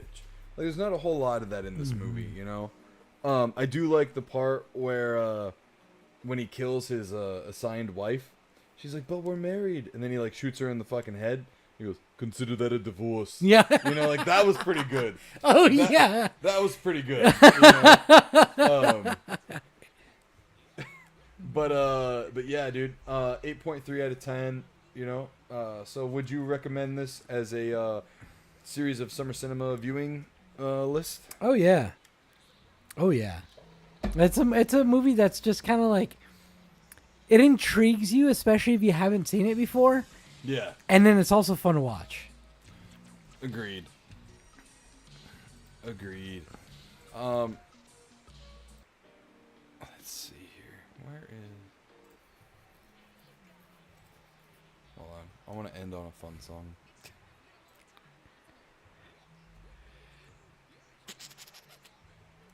Where are you? There we go. So that'll do it for us here at the NSquared podcast, y'all. Thank you guys so much for watching and tuning in this Monday. Hopefully you guys are having a great August wherever you are.